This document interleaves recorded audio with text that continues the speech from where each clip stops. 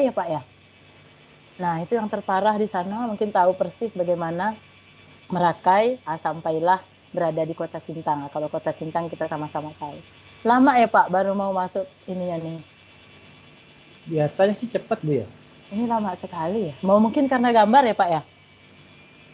Enggak juga Ini sih Bu ya. Biasanya kalaupun itu PowerPoint itu bagus sih. ini baru berapa persen gitu nih. Oh.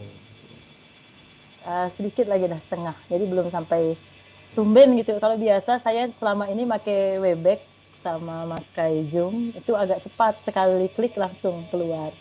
Tapi yang sekali ini saya heran juga. Nah ini saya nampak Pak. Sudah bisa kelihatan Pak? Belum Bu. Belum ya? Wah, padahal di sini udah ya. Oh ya Bu, lagi proses Sudah? Bu. Lagi Belum Pak ya? mutar-mutar. Ah, Sudah Pak, sudah. Sudah? Sudah Bu, Oke, sudah. mantap Bu. Iya, kita lihat bersama-sama kawan-kawan. Saya menyebutnya dengan kisah sukses story saya. Ini dimulainya seperti ini. Kita selama ini sering sekali mendengar banyak jalan menuju Roma, banyak jalan menuju Roma. Ternyata banyak jalan menuju Roma itu benar. Dengan apapun profesi kita bisa mewujudkannya. Dan inilah maka menjadi backgroundnya saya tampilkan.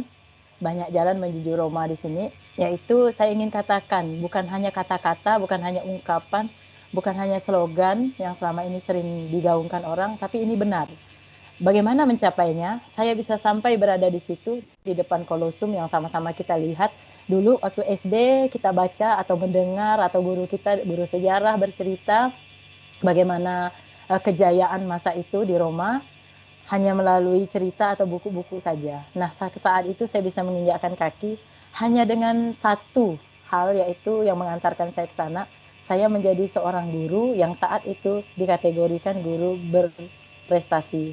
Dengan adanya unjuk kerja, dengan adanya semangat, dan kebetulan saya memang ikhlas untuk mengabdi. Nanti kawan-kawan lihat rekam jejaknya.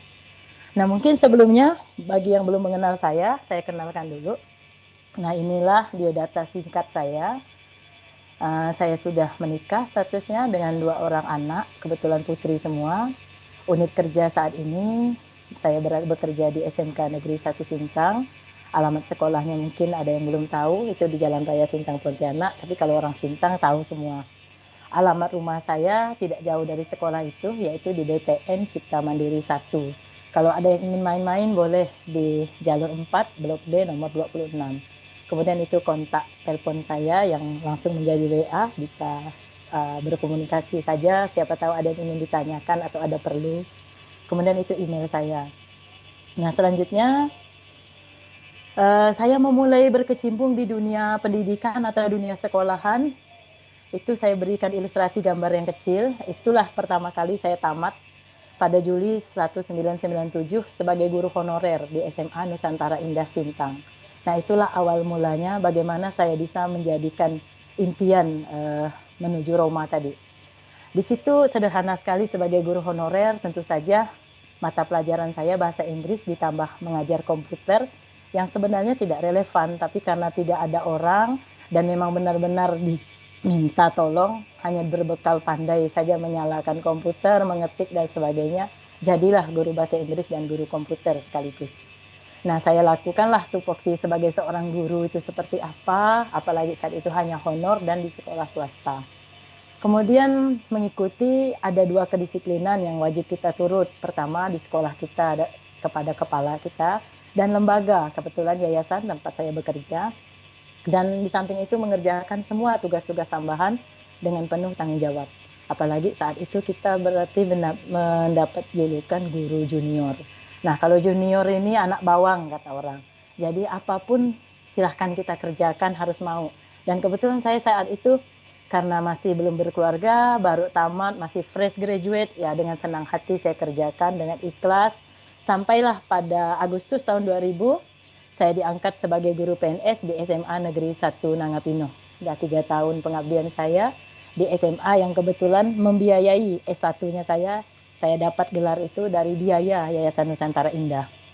Lalu saya mengabdikan diri di situ 3 tahun dan 2000 pas bulan Agustus setelah saya melahirkan putri pertama saya 3 bulan, saya pun langsung bertugas.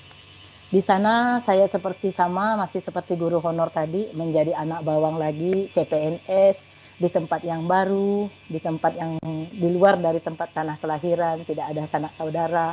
Saya memulai dengan memiliki seorang bayi dan berpisah dengan suami karena suami saya bertugas di SMK 1 Sintang pada masa itu. Lalu di sana seperti biasa ya sebagai seorang guru junior yang masih anak bawang tadi, kita mulai lagi lah melakukan tupoksi kita sebagai guru dengan penuh tanggung jawab, mengikuti kedisiplinan yang diminta oleh kepala sekolah kita, dan di sekolah kita menyesuaikan kembali. Kemudian diminta jadi wali kelas harus mau juga, jangan sampai kita menolak hanya gara-gara punya anak kecil. Lalu ada memberi les tambahan, serta harus mengikuti berbagai upacara dan perayaan-perayaan hari besar. Dan di sana ada keistimewaan masuknya pukul 6 pagi, masih tidak wajar, tidak lazim seperti sekolah-sekolah umumnya, nyebutnya jam 0. Kenapa demikian? Saya juga pertama heran kok masuknya pagi, biasa orang masuknya jam 7. Ternyata di sana zaman itu ya pada saat itu susah guru, sehingga guru-guru negeri paginya mengajar sampai jam 12 dan jam 1 nanti akan mengajar lagi di sekolah-sekolah yang butuh tenaga guru dari SMA 1 Pinuh tadi, misalnya SMA Muhammadiyah, SMA PGRI, SMK Bhinneka, dan ada satu lagi yang baru Bina Utama. Nah itu dulu berbagi, sehingga kami jam 12 sudah selesai tapi masuknya lebih awal. Kemudian Januari 2002 saya tidak lama di sana, hanya satu tahun 10 bulan. Jadi saya sudah mutasi karena alasan ikut suami, dan suami saya tuh di SMK Negeri 1 Sintang saat itu.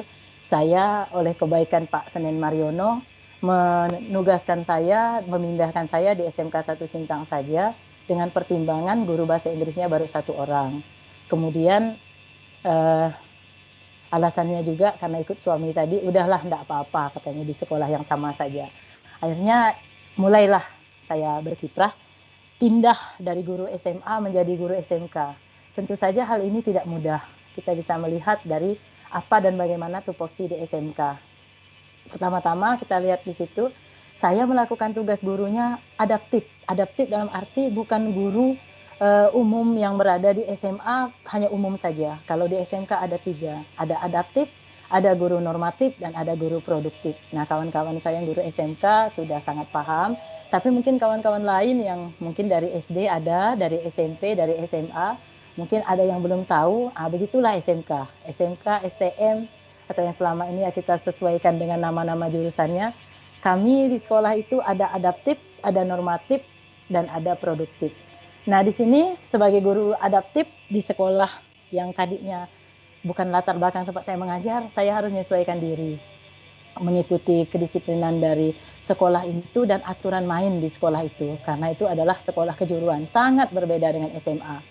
Kemudian mengerjakan semua tugas-tugas tambahan dengan penuh tanggung jawab, dipercaya jadi wali kelas ambil, disuruh memberi les tambahan juga oke, mengikuti upacara dan perayaan hari besar. Dan yang ketujuh itu, saya pada saat itu ketika puncak-puncaknya SMK memiliki siswa yang luar biasa banyaknya, masuk pukul 7, pulangnya pukul 5:15, dan mengajar 2 shift itu saya punya jam pelajaran 70 jam. Dengan jam pelajarannya 1 jamnya hanya 35 menit. Tapi kawan-kawan yang menjadi guru pasti paham. Kalau 1 minggu 70 jam itu dari pagi sampai sore kita mengajar 6 hari, bisa dibayangkan seperti apa tubuh kita, leher kita, suara kita. Apalagi yang namanya guru bahasa. Saya guru bahasa Inggris, pasti suara saya sangat penting, sangat dipakai. Zaman itu juga kita belum seperti ini teknologi informasinya. Yang punya komputer, punya HP, itu bisa dihitung dengan jari. Tidak semua pada masa-masa itu. Jadi itu nomor 7 itu saya pernah sampai kena radang tenggorokan, udah hampir masuk kena pita suara. Saat itu Pak Sumanto, Dokter Sumanto sampai bilang, dilem aja dulu lah mulut ibu, diisolasi. 2 minggu jangan ngomong dulu, karena suara saya serak, terus nggak bisa ngomong. Setiap mau ngajar, udah nggak mampu keluar, dan sakitnya luar biasa leher saya. Tapi saya membatin saat itu. Kenapa saya diberi Tuhan ujian gini, padahal suara saya perlu untuk dipakai untuk saya mengajar. Pekerjaan saya udah jelas menggunakan suara saya. Kenapa ya? Tapi saya tidak bisa menolak dengan 70 jam ini, guru bahasa Inggrisnya masih sedikit sekali di SMK saat itu, dan saya PNS. Saya malu kalau honor lebih banyak dari saya. Itu yang saya selalu pikirkan. Karena itu saya jalankan sambil suara serak, makan terus permen yang sampai sekarang saya selalu bawa Piserman itu, yang paling pedas. Nah, itu terus sampai sekarang. Dan sekarang suara saya walaupun masih serak-serak, masih sering sakit seperti saat saya mengajar 70 jam pelajaran, tapi sudah enak sekali. Dan banyak hikmah yang saya dapatkan dari semua hal yang saya kerjakan dengan penuh ikhlas. Mungkin kalau sekarang sajalah saya karena memimpin, saya sering dengan anak buah kalau udah lebih dari 24 jam, 36 atau 40 udah, oh banyaknya, tugas wajib kita kan cuma 24 jam. Saya pikir kamu tidak baca benar-benar peraturan. Minimal 24 jam. Antaranya 24 sampai 40 jam. Tapi kalau saya harus cerita nomor 7, nanti dia bilang, itu kan kamu, bukan saya. Jadi saya tidak pernah saya sampai seperti itu. Baru malam inilah ini saya buka, biar kawan-kawan tahu seperti apa. Nomor 7. Kemudian yang ke-8, siswanya mayoritas laki-laki, serta cenderung menyukai mapel produktif. Kalau sekolah di STM atau di SMK mana saja yang bunyinya kejuruan, memang anak-anaknya, peserta didiknya, siswanya itu cenderung suka dengan jurusannya, dengan bidang-bidang yang di mana dia masuk. Misalnya jurusan listrik, lebih suka untuk belajar listrik. Mungkin jurusan bangunan dan seterusnya. Nah, mata pelajaran saya, mata pelajaran adaptif. Adaptif dan normatif masuk kategori mata pelajaran umum. Di mana zaman dulu ada peraturannya. Boleh sampai 3 mata pelajaran umum itu nilainya di bawah KKM, boleh tetap naik kelas. Karena itu siswa di situ tidak terlalu sering sekolah, tidak terlalu sering masuk pelajaran bahasa Inggris. Bahkan zaman-zaman saya parah-parahnya pernah satu kelas yang terdiri dari 30 orang, 17 orang tidak masuk, 13 orang masuk. Nanti berganti lagi minggu depannya, 17 masuk, 13 tidak masuk. Jadi di situ nomor 8 itu juga adalah tantangan. Dan sampai sekarang saya rasa pun guru-guru saya yang mengajar masih merasakan yang sama. Ada tertentu anak-anak tidak terlalu menghargai untuk mata pelajaran adaptif maupun normatif. Kemudian seiring berjalannya waktu, dipercayalah menjadi kelompok kerja di kurikulum. Jalanin juga dengan sukses, sampailah naik jabatannya menjadi wakakurikulum. Kemudian pernah juga membantu koordinator BPBK, karena saat itu kami terbatas, belum ada guru BPBK-nya, dan itu kepala sekolah yang saya gantikan koordinatornya, Ibu CHR Sustianti, saya pembantunya. Kemudian pertama saya dipercaya menjadi bendahara kegiatan, namanya dulu Bantuan Operasional Manajemen Mutu Sekolah, BOM. Sesudah itu naik jabatannya setelah menjadi bendahara BOM. Kebetulan suami saya dulu juga bendahara untuk rutin dan gaji, dipromosikan menjadi kepala SMK di SMK Negeri 1 Sepauk yang Pak Puryanto menggantikannya. Lalu sayalah menjabat lagi atau menggantikan bendahara rutin dan gaji. Saat saya menjadi wakakurikulum sekaligus menjadi bendahara rutin dan gaji juga. Kawan-kawan pasti bisa bayangkan itu. Tapi tidak heran karena nomor 7 tadi saya sudah terbiasa dengan pekerjaan seperti itu. Saya tidak pernah ngeluh, saya tidak pernah nolak. Kalau kepala sekolah saya suruh apa, malam aja pergi ke Hotel Sakura ada tamu, pasti. Biar saya masih punya anak bayi umur 4 bulan, siap Pak, selalu jawab gitu. Jadi sampai di nomor 12, saya pun dapat rezeki. Saya dapat tugas belajar ke UPI Bandung untuk 2 tahun. Karena tugas belajar bukan izin belajar, berarti saya menetap atau istilahnya saya dibebaskan dari mengajar, dari kewajiban-kewajiban saya bekerja. Nah, karena saya pergi, Pak Puryanto yang juga mungkin masih bergabung dengan kita di sini, itu menggantikan saya jadi bendahara, jadi Pak Puryanto menjadi bendahara rutin dan gaji di SMK. Saya berangkat. Nah, mungkin Bapak Ibu di sebelah tuh ada gambaran ilustrasi itu ketika saya jadi guru, saya ngajar, itulah anak-anak SMK yang saya ambil cuplikan-cuplikan sedikit, kebetulan masih ada foto-fotonya. Itu mungkin di tahun 2010 sampai 2012 sebelum saya berangkat untuk berangkat ke Ketungau. Kemudian di antaranya nomor 14 saya pernah juga jadi pulang saya dari tugas belajar, datang kembali ditugaskan menjadi pokja dulu. Tidak mau kepala sekolah, memang kita harus tahu ya. Kita pulang tuh biasanya syukur-syukur kalau kita dapat job. Biasanya non job. Kita kayak orang magang lagi, kayak mulai junior lagi. Dipilih situ, diangkatlah mungkin Pak Indefri sebagai kepala sekolah saya menghargai, kasihan juga nih, udah non-job, semuanya di stop, hanya tinggal mengharapkan gaji, tiba-tiba masuk kembali padahal gelar S2 kok tidak ada job ya. Jadi diangkatlah menjadi Pokja Inovasi dan Pengembangan Sekolah, dijalani. Kemudian setelah itu berhasil lah mungkin, atau udah saatnya karena sudah dipelonco kembali datang ke sekolah 2010, 2011 diangkat menjadi Waka Inovasi dan Pengembangan Sekolah yang kebetulan tadinya saya Pokjanya. Setelah itu sambil dalam perjalanan menjadi guru itu sering ditunjuk menjadi ketua ini itu, mungkin penempaan ya, supaya kita terbiasa kalau kita mau memimpin harus pernah jadi ini jadi itu. Nah itu ada ketua panitia berbagai acara, ada buka puasa bersama. Nah di sekolah kami, kepala sekolah kami memang bagus menerapkan sesuatu yang namanya keagamaan.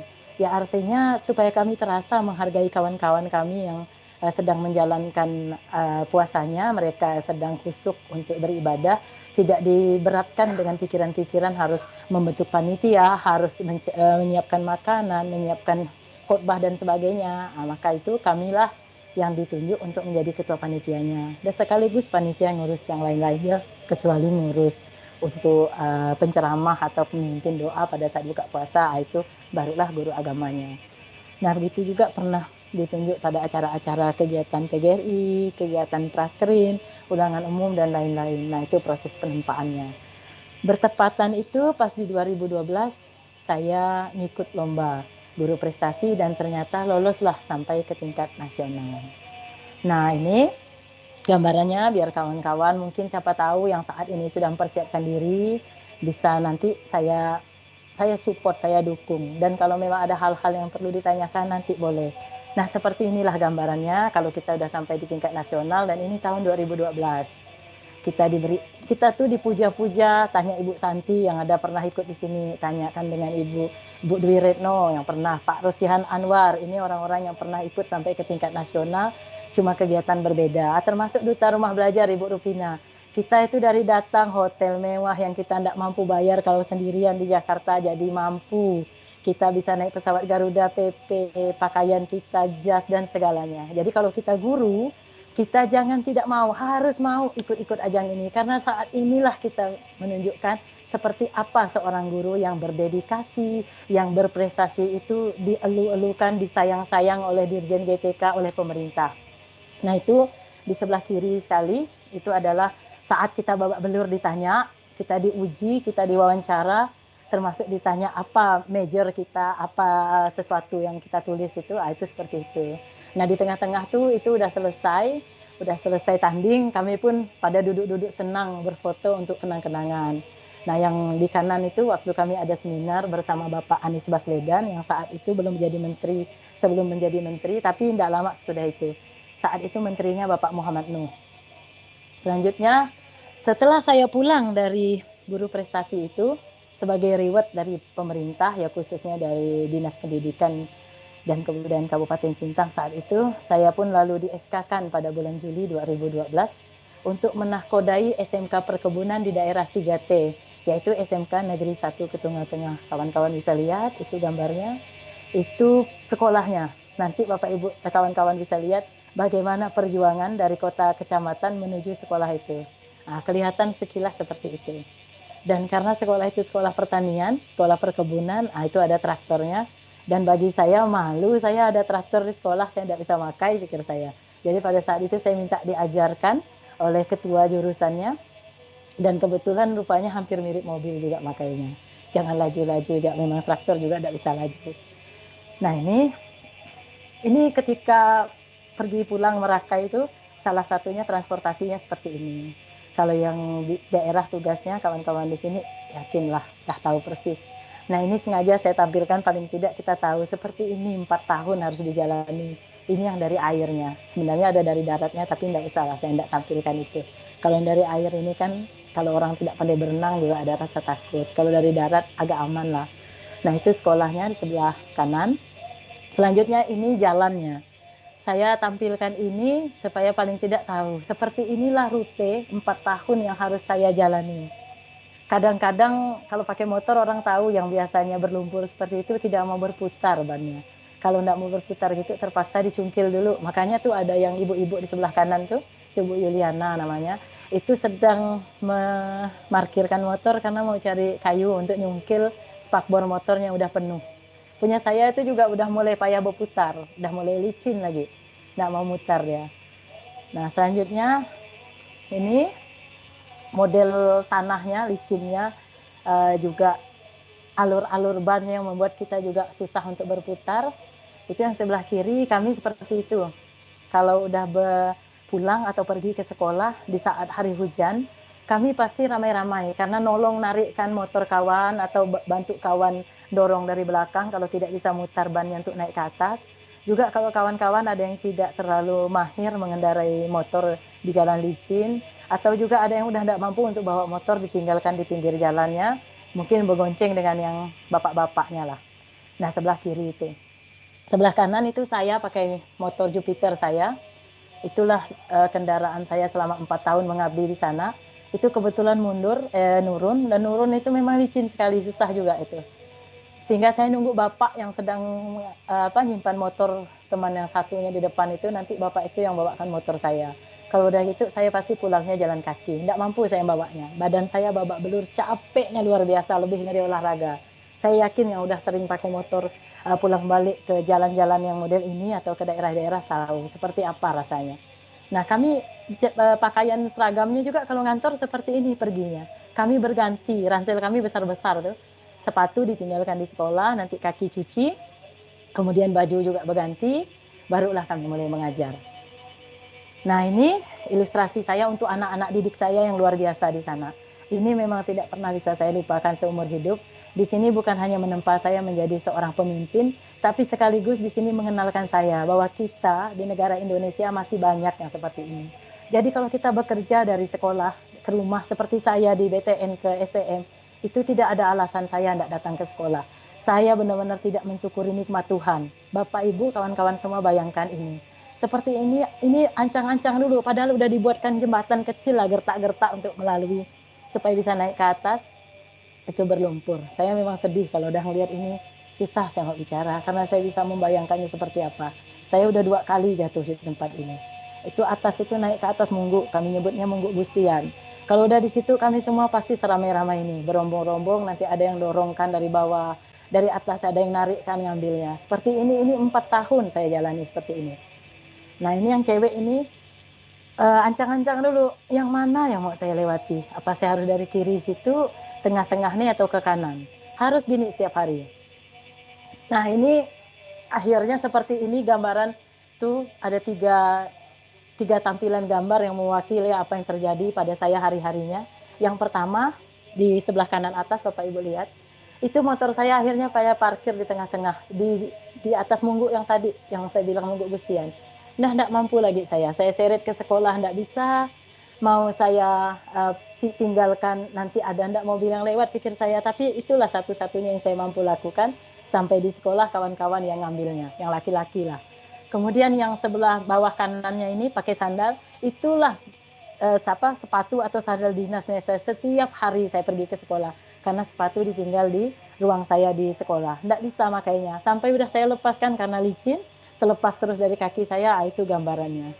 Kemudian yang sebelah kiri bawah, ini adalah kami pulang sampai lewat kebun karet. Di kebun-kebun karet sekaligus ada pondok-pondok orang.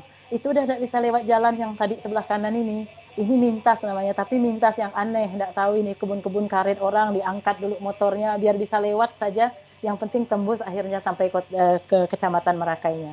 Ini kurang lebih 2,4 kilo ya kawan-kawan dari rumah saya, dari kecamatan Merakainya menuju sekolah. Sekolahnya dalam hutan, sekolah yang tadi. Nah, di sini bisa dilihat ada ilustrasi saya dari nomor 1 sampai nomor 8. Seperti yang Pak Puryanto katakan tadi di awal sambil mempromosikan beberapa wirausahanya.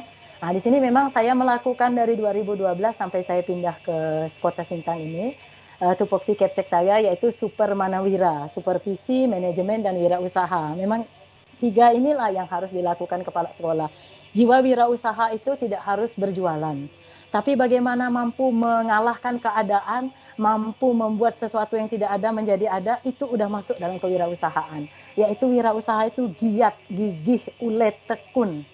Nah, kemudian berjalannya sambil memimpin itu sendiri, saya juga menjadi asesor untuk penilaian kinerja guru SMK, kemudian menjadi trainer untuk para guru-guru bahasa Inggris SMK, kemudian ditunjuk juga oleh Pak almarhum Yais Mahayana, bapaknya Bu Ulan, siapa tahu Bu Ulan ada bergabung di sini, itu untuk menjadi narasumber nasional pada implementasi K13 bagi kepala SMK.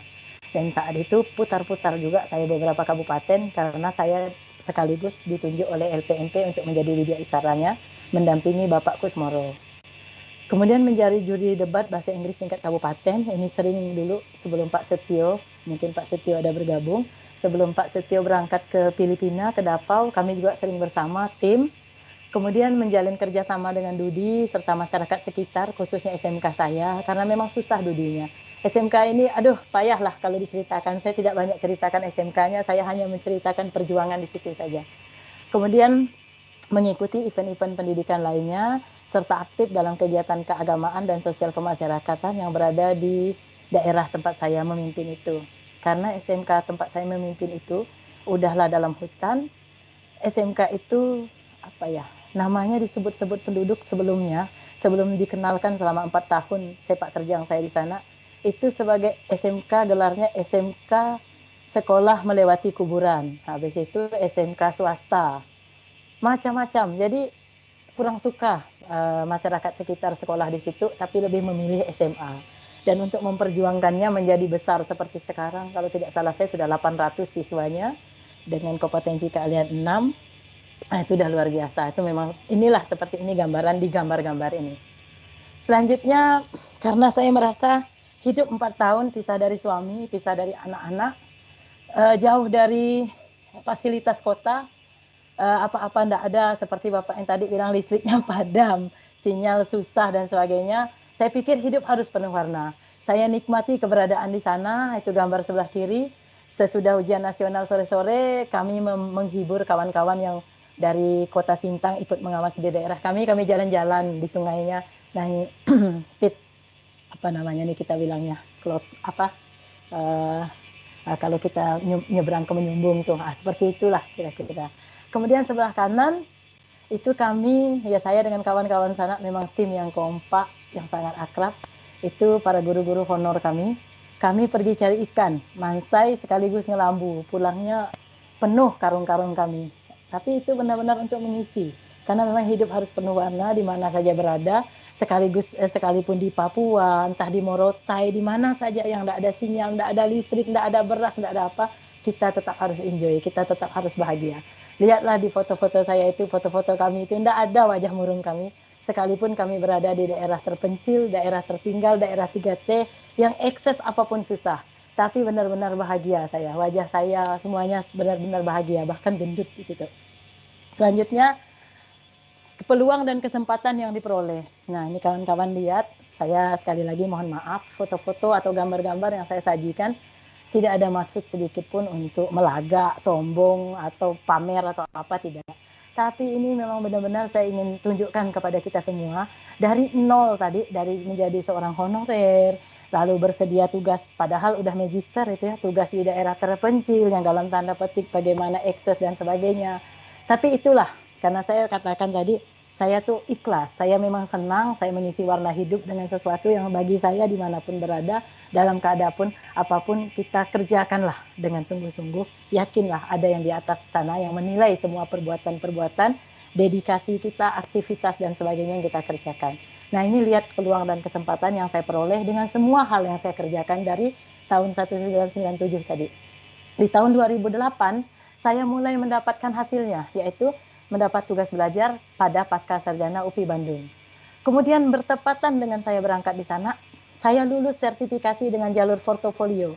Orang rata-rata pada saat itu, kami lulus 11 orang saja. Padahal guru se-Kalimantan Barat itu banyak sekali, dari SD, SMP, SMA, SMK.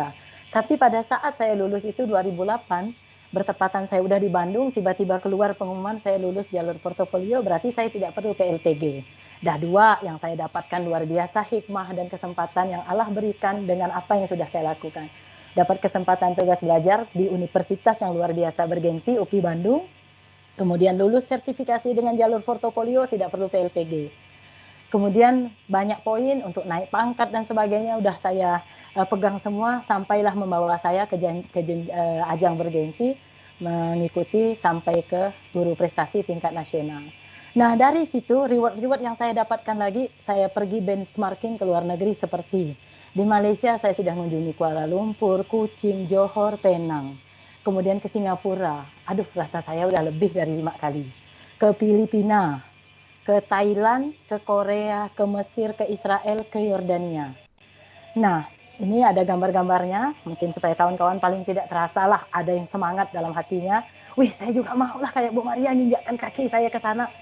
Nah, dulu kan kita hanya dengar, ada kota Venice kok di Italia yang air semua katanya, ada gondola, keren lah. Nah, saya sudah pernah naik gondolanya, saya sudah pernah menapaki sungai-sungai di Venice tersebut. Kemudian dengan hal-hal peluang yang tadinya, ini lagi peluang berikutnya mendapatkan kesempatan akhirnya menjadi kepala SMK di daerah 3T dan sekarang menjadi seorang kepala sekolah SMK besar di Kabupaten Sintang. Yang keenam, mendapatkan penghargaan Satya Lencana Karya Satya dari Presiden RI masa pengabdian 10 tahun. Sekarang sudah diajukan lagi, tinggal keluar yang ke-20 tahun. Mudah-mudahan kalau Tuhan tetap melihat proses dan hasil kita sesuai juga antara keinginan saya dan apa yang Tuhan gariskan untuk saya, mungkin bisa dapat kembali. Kemudian waktu saya di Merakai, itu juga merupakan kebahagiaan saya, dan saya yakin Bapak Ibu, kawan-kawan saya yang berada tugas di daerah, ini juga menjadi bagiannya, yaitu mendapat tunjangan bertugas di daerah terpencil atau 3T. Wah, itu sungguh bahagia sekali. Udah dapat sertifikasi, dapat gaji, dapat tunjangan 3T, dapat tunjangan dari komite. Wah, luar biasa. Jadi nikmat Tuhan yang mana yang didustakan, jangan sampai. Yang berikutnya, best practice menjadi Kepsek SMK 3T, menempatkan saya menjadi runner-up Kepsek SMK Prestasi tahun 2015. Ya, ternyata memang sesuatu yang indah akan datang pada saatnya.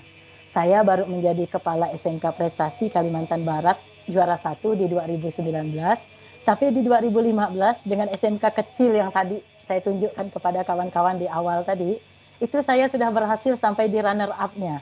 Saya tidak mampu menjadi juara 1 di 2015, saya kalah lawan Ibu Kabid saya sekarang, Ibu Kabid SMK, Ibu Dr. Urai Muhani MM. Pada saat akan bertanding saja, begitu didaftar, saya melihat beliau, saya udah keder. Saya bilang, siapalah saya dari SMK 1 ke Tungau Tengah yang kecil, yang di dalam hutan, bertanding dengan kepala SMK Negeri 5 Pontianak. Siapalah saya membawa gelar magister, berlawan dengan orang membawa gelar doktor. Ya udahlah, enggak apa-apalah menjadi peramai. Jadi yang saya khawatirkan dari awal mendaftar itu sudah menjadi kenyataan. Karena kisi-kisi untuk suatu pertandingan kita harus tahu. Tetap pendidikan yang linear itu akan memiliki nilai yang tinggi. Sesudah pendidikan sekolah, karena kalau kepala sekolah itu yang dijual sekolah dan gurunya, bukan menjual dirinya sendiri. Mau seperti apapun prestasi dia, jika prestasi sekolah dan siswanya tidak ada, gurunya tidak ada, tidak akan ada nama lah, tidak akan ada nilai yang besar. Kemudian yang ke-9, peluang serta kesempatan yang saya peroleh adalah saya berhasil mengumpulkan poin-poin tadi untuk naik ke pangkat 4B hanya dalam jangka waktu 4 tahun. Nah, peluang dan kesempatan yang lain, nah ini saya tunjukkan foto saja paling tidak seperti yang saya sampaikan di Venice tadi. Nah, inilah Italia, Roma tadi. Dulu kita hanya lihat di buku-buku juga berita di buku-buku sejarah tentang menara Pisa yang miring. Nah, ini bisa nengok sendiri, oh seperti ini. Kemudian ke Austria, mendengar sejarahnya Mozart dengan musik klasiknya. Ternyata bisa sampai ke situ, melihat museumnya Mozart dan mendengarkan pertunjukan musik klasiknya. Nah, selanjutnya, mungkin kawan-kawan, ini ada orang-orang hebat dan ada orang-orang lucu. Ada 2 hal yang saya tampilkan. Lihat di sebelah kiri, mungkin kalau pernah memakai bukunya, kenal namanya, tapi inilah orangnya. Ketika kami benchmarking di sana, pembimbing untuk ilmiahnya, pembimbing karya-karya dan laporan kami, Bapak Profesor Dr. Sugiono. Nah, Bapak itu yang pakai jas, itulah yang namanya buku-buku metodologi penelitian, buku-buku statistiknya, buku-buku R&D dan sebagainya yang selama ini kalau kita tesis, kalau kita skripsi makai, tapi kita tidak tahu orangnya. Itulah beliau, dosen UNY, Universitas Negeri Yogyakarta, Bapak Profesor Dr. Sugiono. Di sebelah beliau dulu ini Kasubdit di Dirjen PTK, inilah yang membawahi guru-guru berprestasi, kegiatan-kegiatan peningkatan kompetensi guru untuk SMK. Di sebelah saya, dua-duanya kiri kanan saya itu adalah guru-guru kepala-kepala SMK. Sekarang satunya di Palembang, yang satu di tengah-tengah. Sebelah kanan saya itu kepala SMK Negeri 45 Jakarta. Nah, kalau ini tahulah kawan-kawan semua yang sambil makan itu. Ya paling tidak inilah peluang dan kesempatan yang diperoleh. Bisa dapat ketemu dengan para pelawak, para penyanyi, para birokrat, banyak sekali. Selanjutnya, peluang dan kesempatan yang diperoleh, janganlah saya hanya sampai di saya saja, keinginan yang besar untuk mematahkan mitos atau statement orang bahwa kalau udah jadi kalau udah 4A tuh nggak akan pernah naik di 4B. Saya dulu waktu saya baru di 3C atau 3B dengar setiap senior-senior saya, jenderal-jenderal bilang, kita guru nih hanya 4A, adalah mentok kita nanti pensiun, 4B dah penghargaannya. Tak akan bisa kita naik 4B. Masa sih, kata saya. Karena di dalam pikiran saya, hati saya, jiwa saya selalu bilang, kalau orang bisa, kenapa kita tidak? Itu memang udah prinsip saya. Makanya semua step yang saya lalui itu, saya selalu bilang, masa sih tidak bisa, pasti ada cluenya. Nah, ketika di 2012, Pak Puryanto serta saya, kami berdua serta SK-nya keluar, untuk 4A, kami mulai ngumpul, 2013 ngumpul, 14 dan seterusnya. 2016 harusnya naik. Tiba-tiba perubahan peralihan kewenangan dari Kabupaten Sintang ke Pontianak, ke provinsi. Masih masa transisi, 2016 tidak bisa ngurus pangkat, 2017 baru mulai di pertengahannya, silakan dah boleh bikin dupak dan sebagainya. Dan di 2018 saya keluarlah pangkat 4B-nya. Serta dengan Pak Slamet yang dulu pengawas SMA dan SMK Kabupaten Sintang, sekarang sudah pindah domisili di Pontianak. Nah, pada saat saya nyusunnya, saya udah ngelihat kisi-kisinya. Ini kawan-kawan bisa lihat di sebelah kanan kecil ini, saya ambil tabelnya, bahwa kalau kita ada 4A, akan ke 4B, kita lihat angka kreditnya. Angka kreditnya 150. Kita tinggal hitung, 150 itu berapa tahun kita ngambilnya. Nah, kita bisa lihat dari 4A ke 4B itu mendapatkan poin berapa. Kalau kita mendapatkan poin 37, sekian, kita kalikan 4 tahun, dah mendekati 150.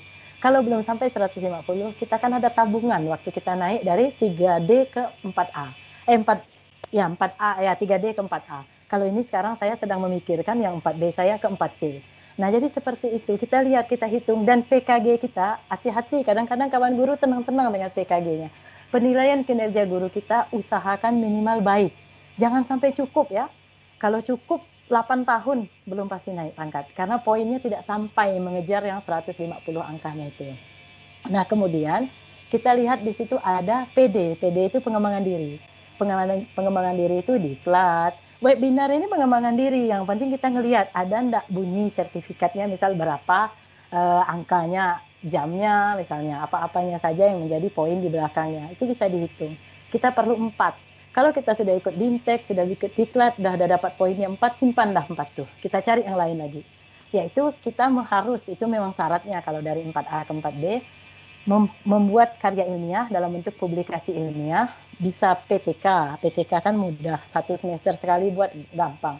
Makalah, artikel, best practice, buku maupun tulisan ilmiah lainnya yang dipublikasikan. Bisa dipublikasikan di jurnal, bisa di koran, bisa di buku-buku atau apa, bisa juga lewat seminar-seminar. Nah, jika sudah sampai ke 12 poin, kalau 3 saja kita buat PTK dan sudah diseminarkan, ada pengesahan kepala sekolah, kita sudah berhasil mengumpulkan 12 poin. Nah, tunggu apa lagi? 4 tahun sudah, poin 150 nilai PK guru kita 4 tahun sangat baik terus, sudah lewat 150. Pengembangan diri sudah dapat poin 4, publikasi ilmiah sudah dapat poin 12. Lalu nunggu apa lagi? Nah, untuk itu, ayo kita berlomba-lomba, kerjakan semua pekerjaan tupoksi kita untuk mendapatkan nilai PKG itu pasti tupoksinya seorang guru. Lalu pekerjaan tambahan-tambahan kerjakan, forum-forum ilmiah, diklat-diklat ikut, dan rajin-rajin nulis. Jangan nulis yang susah-susah, nulis saja penelitian tindakan kelas yang kita lakukan setiap semester. Nah, ini pasti kita naik pangkat. Nah, kalau ada yang mau, kalau sekarang sudah ada yang di 4B, kita sama-sama nanti. Karena saya kemarin 2018 keluar 4B saya, berarti saya nanti 2022 saya akan muncul ke 4C. Untuk tulisan udah oke, udah banyak, udah pas punya saya 12. Pengembangan dirinya sudah oke, masa kerjanya yang belum oke, masih harus 4 tahun, baru 2 tahun. 2 tahun lagi saya harus menunggunya. Jadi saya akan patahkan kembali, kalau orang bilang guru tidak bisa sampai 4C, saya akan buktikan. Mau bersama saya buktikan, ikut nanti ya. Nah, kemudian peluangan kesempatan lain. Ah, tuh mana ada kita dapat gajah di Sintang kan kawan-kawan. Ah, ini saya tunjukkan saja sekedar sampai praktek buat kimchi. Nah, ini saya hanya sekedar saja supaya kita tahu. Ya, paling tidak ibu-ibu yang di daerah mungkin ada yang dari Ketungau sini, ada yang dari Nangamau, dari Tempuna. Ah, saya mau lah kayak Bu Maria naik gajah di Thailand. Ah, saya mau juga lah kayak Bu Maria belajar buat kimchi di Korea. Ah, seperti itu saja. Nah, sekali lagi, enggak ada untuk mesok-mesok, enggak untuk nyombong-nyombong ya. Ini untuk motivasi. Nah, ini dulu kita hanya baca di buku. Apalagi kalau dalam Alkitab tuh ya, sering bunyinya Sungai Nil, Sungai Nil. Itu sebelah kiri, itu saya di tepi Sungai Nil. Itu di sebelah kanan, kita dulu hanya dengar piramida. Nah, Firaun. Nah, itu kita hanya dengar itu. Nah, itulah dia, saya bisa berada di situ. Itu bahkan saya bawa mama dengan adik saya. Kami bisa bersama-sama situ, luar biasa, saya bangga. Dan saya merasa memang garis tangan, campur tangan mereka lah, sehingga saya juga bisa menempatkan diri saya berada di situ. Sebelah kanan itu besannya Pak Jokowi, mama dari Selvi Ananda, istrinya si Gibran ya. Jadi itulah dia, kawan-kawan lihat semua, ini hanya paling tidak menunjukkan, oh ini si Tukul, oh ini bertemu dengan Dirjen, oh ini bisa bertemu dengan ini. Itu karena peluang dan kesempatan yang kita peroleh karena keikhlasan, dedikasi, dan pekerjaan-pekerjaan yang kita kerjakan dengan sungguh-sungguh. Oh ini bisa dapat situ. Ini diantaranya tadi, kok tadi ini kan luar negeri semua nih. Sekarang saya mau menunjukkan yang dalam negeri. Saking ini hanya beberapa saja paling tidak. Oh kalau berjalan ke luar negeri aja, kapan ke dalam negeri? Ini ke Pasar Terapungnya yang berada di Samarinda. Bukan Samarinda, Banjarmasin. Yang tengah-tengah itu Larantuka, daerah Flores NTT sana. Itu adalah wisata religi yang terkenal seluruh dunia, yang disebut dengan tempat Dolorosa, tempat sengsaranya Yesus. Dan itu waktu gempa di ND tahun berapa gitu, itu tidak ada yang hancur di situ. Itu ada kapel dan gereja Santa Ma dan Santa Ana yang terkenal, sehingga wisatawan luar negeri pasti pergi ke sana. Saya sudah berhasil ke sana. Dan ini di Laut Maribaya, di mana orang-orang yang tadinya kalau berjalan-berjalan ke Bandung, itu diantaranya bagian-bagian yang saya dapatkan peluang dan kesempatan. Nah ini peluang dan kesempatan, ini saya gambarkan bisa bersama Pak Hakim, kepala dinas kita dulu yang sebelum pensiun. Di tengah-tengah nih bersama kawan-kawan Kabupaten Sintang, ada Pak Yusdi, Pak Yakobus Wandi, Bu Trinadia. Ini waktu saya menjadi runner up kepala sekolah masa itu. Dan di sebelah kanan saya, itu saya bersama tim saya yang hebat. Tahun 2019 kami 3 orang dari SMK 1 Sintang mengondol hadiah, mengambil gelar untuk menjadi prestasi se-Kalimantan Barat. Karena saya memang itu prinsip saya dari dulu. Sebelum saya berprestasi, anak buah saya harus berprestasi. Dan kami kepala sekolah, ingat baik-baik, dan kalau kawan-kawan menjadi kepala sekolah, anak buah kita bukan saingan kita. Mereka itulah tugas kita, membuat mereka maju, mempromosikan mereka, mengantarkan mereka berprestasi, dan mengantarkan mereka menjadi kepala sekolah menggantikan kita. Kalau ada kepala sekolah yang iri dengan anak buahnya, itu bahaya, itu salah. Kepala sekolah itu wajib. Jadi saya udah target dulu, pertama benar saya Bu Susanti dapat maju. Kalau Pak Herman saya belum menjadi kepala SMK-nya, sudah saya ke situ, Ibu Susanti saya sudah bilang dari awal, Ibu pasti manukan. Kisi-kisinya seperti ini. Target saya semua guru SMK ini harus prestasi setiap tahunnya. Sampai Ibu Susanti dapat sampai nasional. Kemudian Pak Yanto cuma sampai provinsi, sesudah itu Pak Saipudin sampai nasional lagi. Habis Pak Saipudin, Bu Dwi Retno, saya bilang pasti Ibu sampai nasional. Udah cukup banyak hal yang akan mengantarkan Ibu. Tinggal buat best practice Ibu yang agak unik-unik, antik-antik, supaya nanti di provinsi bisa ngalahkan kawan-kawan. Sampai juga Ibu Fatma TU saya ini baru pertama, dan memang saya paksa. Saya bilang sudah saya daftarkan dengan Bu Beata di PTK Pontianak. Kalau ibu tidak mau maju, saya malu karena saya sudah daftar. Padahal saya belum daftar, tapi karena saya memang ingin memotivasi, pokok TU saya harus maju. Dan saya bilang, ingat ya, saya tidak mau pergi ke nasional sendiri, harus dikawani oleh kalian dua. Dan ternyata benar. Nah, selanjutnya, ini ketika sudah sampai di pusat atau di nasional seperti ini, kalau tadi saya tunjukkan 2012 bertandingnya kayak itu, ini bertanding di tahun 2019 kemarin seperti ini. Sebelah kiri saya sendiri, di depan banner saya. Sebelah kanan saya bersama sang juaranya. Saya memang tidak mampu mengalahkan bapak nih. Dan saya tidak pernah mampu juara untuk 1, 2, 3. Dulu di tahun 2012 saya bertanding dengan bapak ini juga. Namanya Pak Gunawan Dwiyono, Kepala SMK Negeri 11 Malang, Provinsi Jawa Timur. Pak Gunawan Dwiyono ini punya 3 gelar. Ada gelar keperawatan, ada gelar MHum, ada gelarnya SPD. Jadi beliau ini pernah juga jadi menteri, pernah jadi kepala SD, jadi luar biasa. Jadi wajarlah. Sekarang 2019 menjadi kepala juara 1 kepala SMK prestasi. Pada tahun 2012 menjadi juara 2 guru prestasi SMK tingkat nasional. Jadi beliau ini memang tidak mampu, tidak tertandingi. Nah di sini saya sempat gurau-gurau di banner saya. Sampean kok maju sih? Kalau sampean maju ya aku tidak bisa jadi apa-apa, saya bilang. Ternyata di tahun 2012 saya berada pada peringkat ke-16 dari 34 provinsi. Di tahun 2019 saya berada di peringkat ke-9 dari 34 provinsi. Jadi ya udah lebih maju lah, lebih bagus sedikit gitu. Karena udah berada di SMK 1 Sintang kali ya. Tapi waktu jadi guru juga di SMK 1 Sintang. Atau sudah ditempa di Merakai 4 tahun itu kali. Selanjutnya, ini izin kalau Pak Setio ada ikut berada di sini, ini diantaranya juga peluang-peluang dan kesempatan yang bisa kita dapatkan. Di sebelah kiri, kami bersama Kepala Dinas Pendidikan dan Kebudayaan Provinsi dan Direktur SMK, Pak Bahrun. Kalau SMK ini memang orang nomor satunya SMK. Nah kalau kita dinas, karena kami di bawah provinsi, ya itu orang nomor satunya. Artinya kita bisa berada di antara mereka dengan peluang-peluang, kesempatan-kesempatan yang kita peroleh dari dedikasi kita. Dan di sebelah kanan, saya menjadi satu-satunya orang yang paling cantik di antara 3 pria ganteng-ganteng itu. Itu semuanya orang kasih-kasih. Saya sampai melihat ini tadi untuk ngambilnya, nginset menjadi gambar, saya mikir, iya ya, saya dulu tim dengan mereka.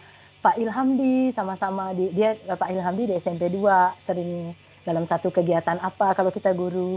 Kemudian Pak Adrianus, Kepala SMA Negeri 1 Sepauk, sebelum menjadi kasih juga. Lalu Pak Setio, memang karena sama-sama guru bahasa Inggris, paling sering dipakai Pak almarhum Ya Ismahayana dulu untuk menjuri, entah debat, entah storytelling, entah apa gitu. Kami terus yang dipakai dulu. Jadi saya berada di antara mereka dalam suatu kegiatan pengembangan kurikulum juga, itu muatan lokal. Saya berpikir, aduh kawan-kawan saya udah kasih semua, saya masih kasihan ini. Nah ini, tapi inilah dia ya, warna-warna, ini adalah peluang-peluang, kesempatan-kesempatan yang bisa kita dapatkan. Nah ini sama Ibu Santi Ambarukmi, ini adalah Direktur GTK. Kemudian sebelah kanan itu saya mengambil lisensi lisensi LSPP 1 kami. Saya berada di BNSP, bukan BS tapi BN, karena untuk lisensi untuk akreditasi atau profesi. Selanjutnya, hasil dari dedikasi dan kompetensi serta keikhlasan mengabdi tadi, di sebelah kiri saya bisa karena mengikuti ya, adanya prestasi diikuti oleh jabatan, adanya jabatan diikuti oleh pendapatan, adanya pendapatan diikuti oleh gaya hidup, atau ibaratnya kalau kita mau beli sesuatu, kita mau berlibur, kita mau ngapa, itu mengikuti. Jadi dia seperti siklus. Di sebelah kiri bisa membawa keluarga berjalan-jalan sampai ke Universal Studio di Singapura. Sebelah kanan saya berhasil, bukan hanya saya yang menjadi seorang PNS atau seorang ibu atau seorang yang berhasil, tapi saya bisa mengantarkan di sebelah kanan anak saya menjadi seorang mahasiswa ikatan dinas dari D3 Direktorat Jenderal Pajak di Kemenkeu. Ya artinya saya tidak sukses sendiri, suami saya pun tidak sukses sendiri, karena kami berempat waktu berpisah kemana-mana, suami saya menjadi kepala sekolah di mana, saya di mana, anak saya yang tua sekolah di mana, yang kecil sekolah di mana, komitmennya hanya satu. Kita berpisah, berpencar-pencar di mana-mana, tapi untuk berprestasi. Jadi janganlah papa berprestasi, meraih S2, menjadi kepala sekolah di mana-mana, lalu mama juga, tapi anak-anaknya tidak. Nah inilah yang saya katakan bahwa uh, kita meraih sesuatu sebenarnya dari hasil dari dedikasi kita, hasil dari keikhlasan mengabdi, bersedia. Mungkin saya rasa masih ada guru yang hanya guru, belum mendapatkan predikat magister barangkali, belum juga mendapatkan predikat guru prestasi nasional, ditugaskan di Tempuna misalnya atau di Nangamau, belum pasti nolak dulu, endah kalau bisa di Sintang. Nah pada saat itu saya dipanggil Pak Afen nanya, Bu Maria mau enggak tugas di Merakai? Saya nih Pak hanya ASN Pak, pegawai negeri sipil. Siapa sih saya Pak? Saya bersedia ditempatkan dimanapun wilayah seluruh Indonesia. Salam dulu kata Pak Afin. Salam dah. Begitu 4 tahun, ngapa cepat saya dipindahkan Pak? Kan janji Bapak saya 8 tahun di Merakai. Sejujurnya Tuhan pun tahu Bapak Ibu, saya mau kalau sampai 8 tahun di Merakai. Jadi itulah yang saya bisa bagikan ke kita semua. Ngocol ngidulnya, foto-fotonya dan sebagainya. Terima kasih. Mohon maaf kalau dari awal tadi sampai terakhir kayaknya banyak benar gitu yang diomongkan saya, dan kayaknya juga ibu ini benar sikit ngelagak benar.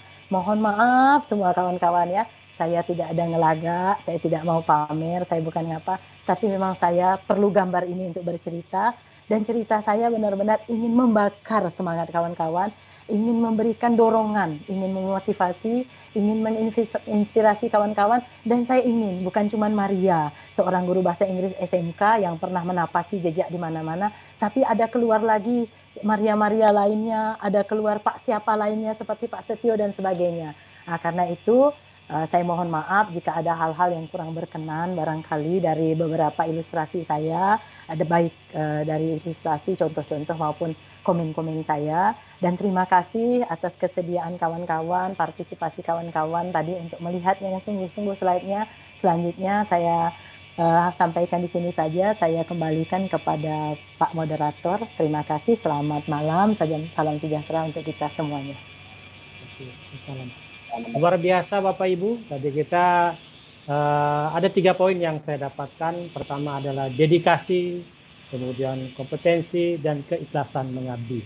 Dari 97 menjadi guru honorer, kemudian 2000 tahun 2000 Bu ya menjadi PNS di Melawi Bu ya. Kemudian 2012 menjadi guru berprestasi dan 2019 menjadi kepala sekolah berprestasi. Sangat luar biasa Bu, kami sangat salut sekali.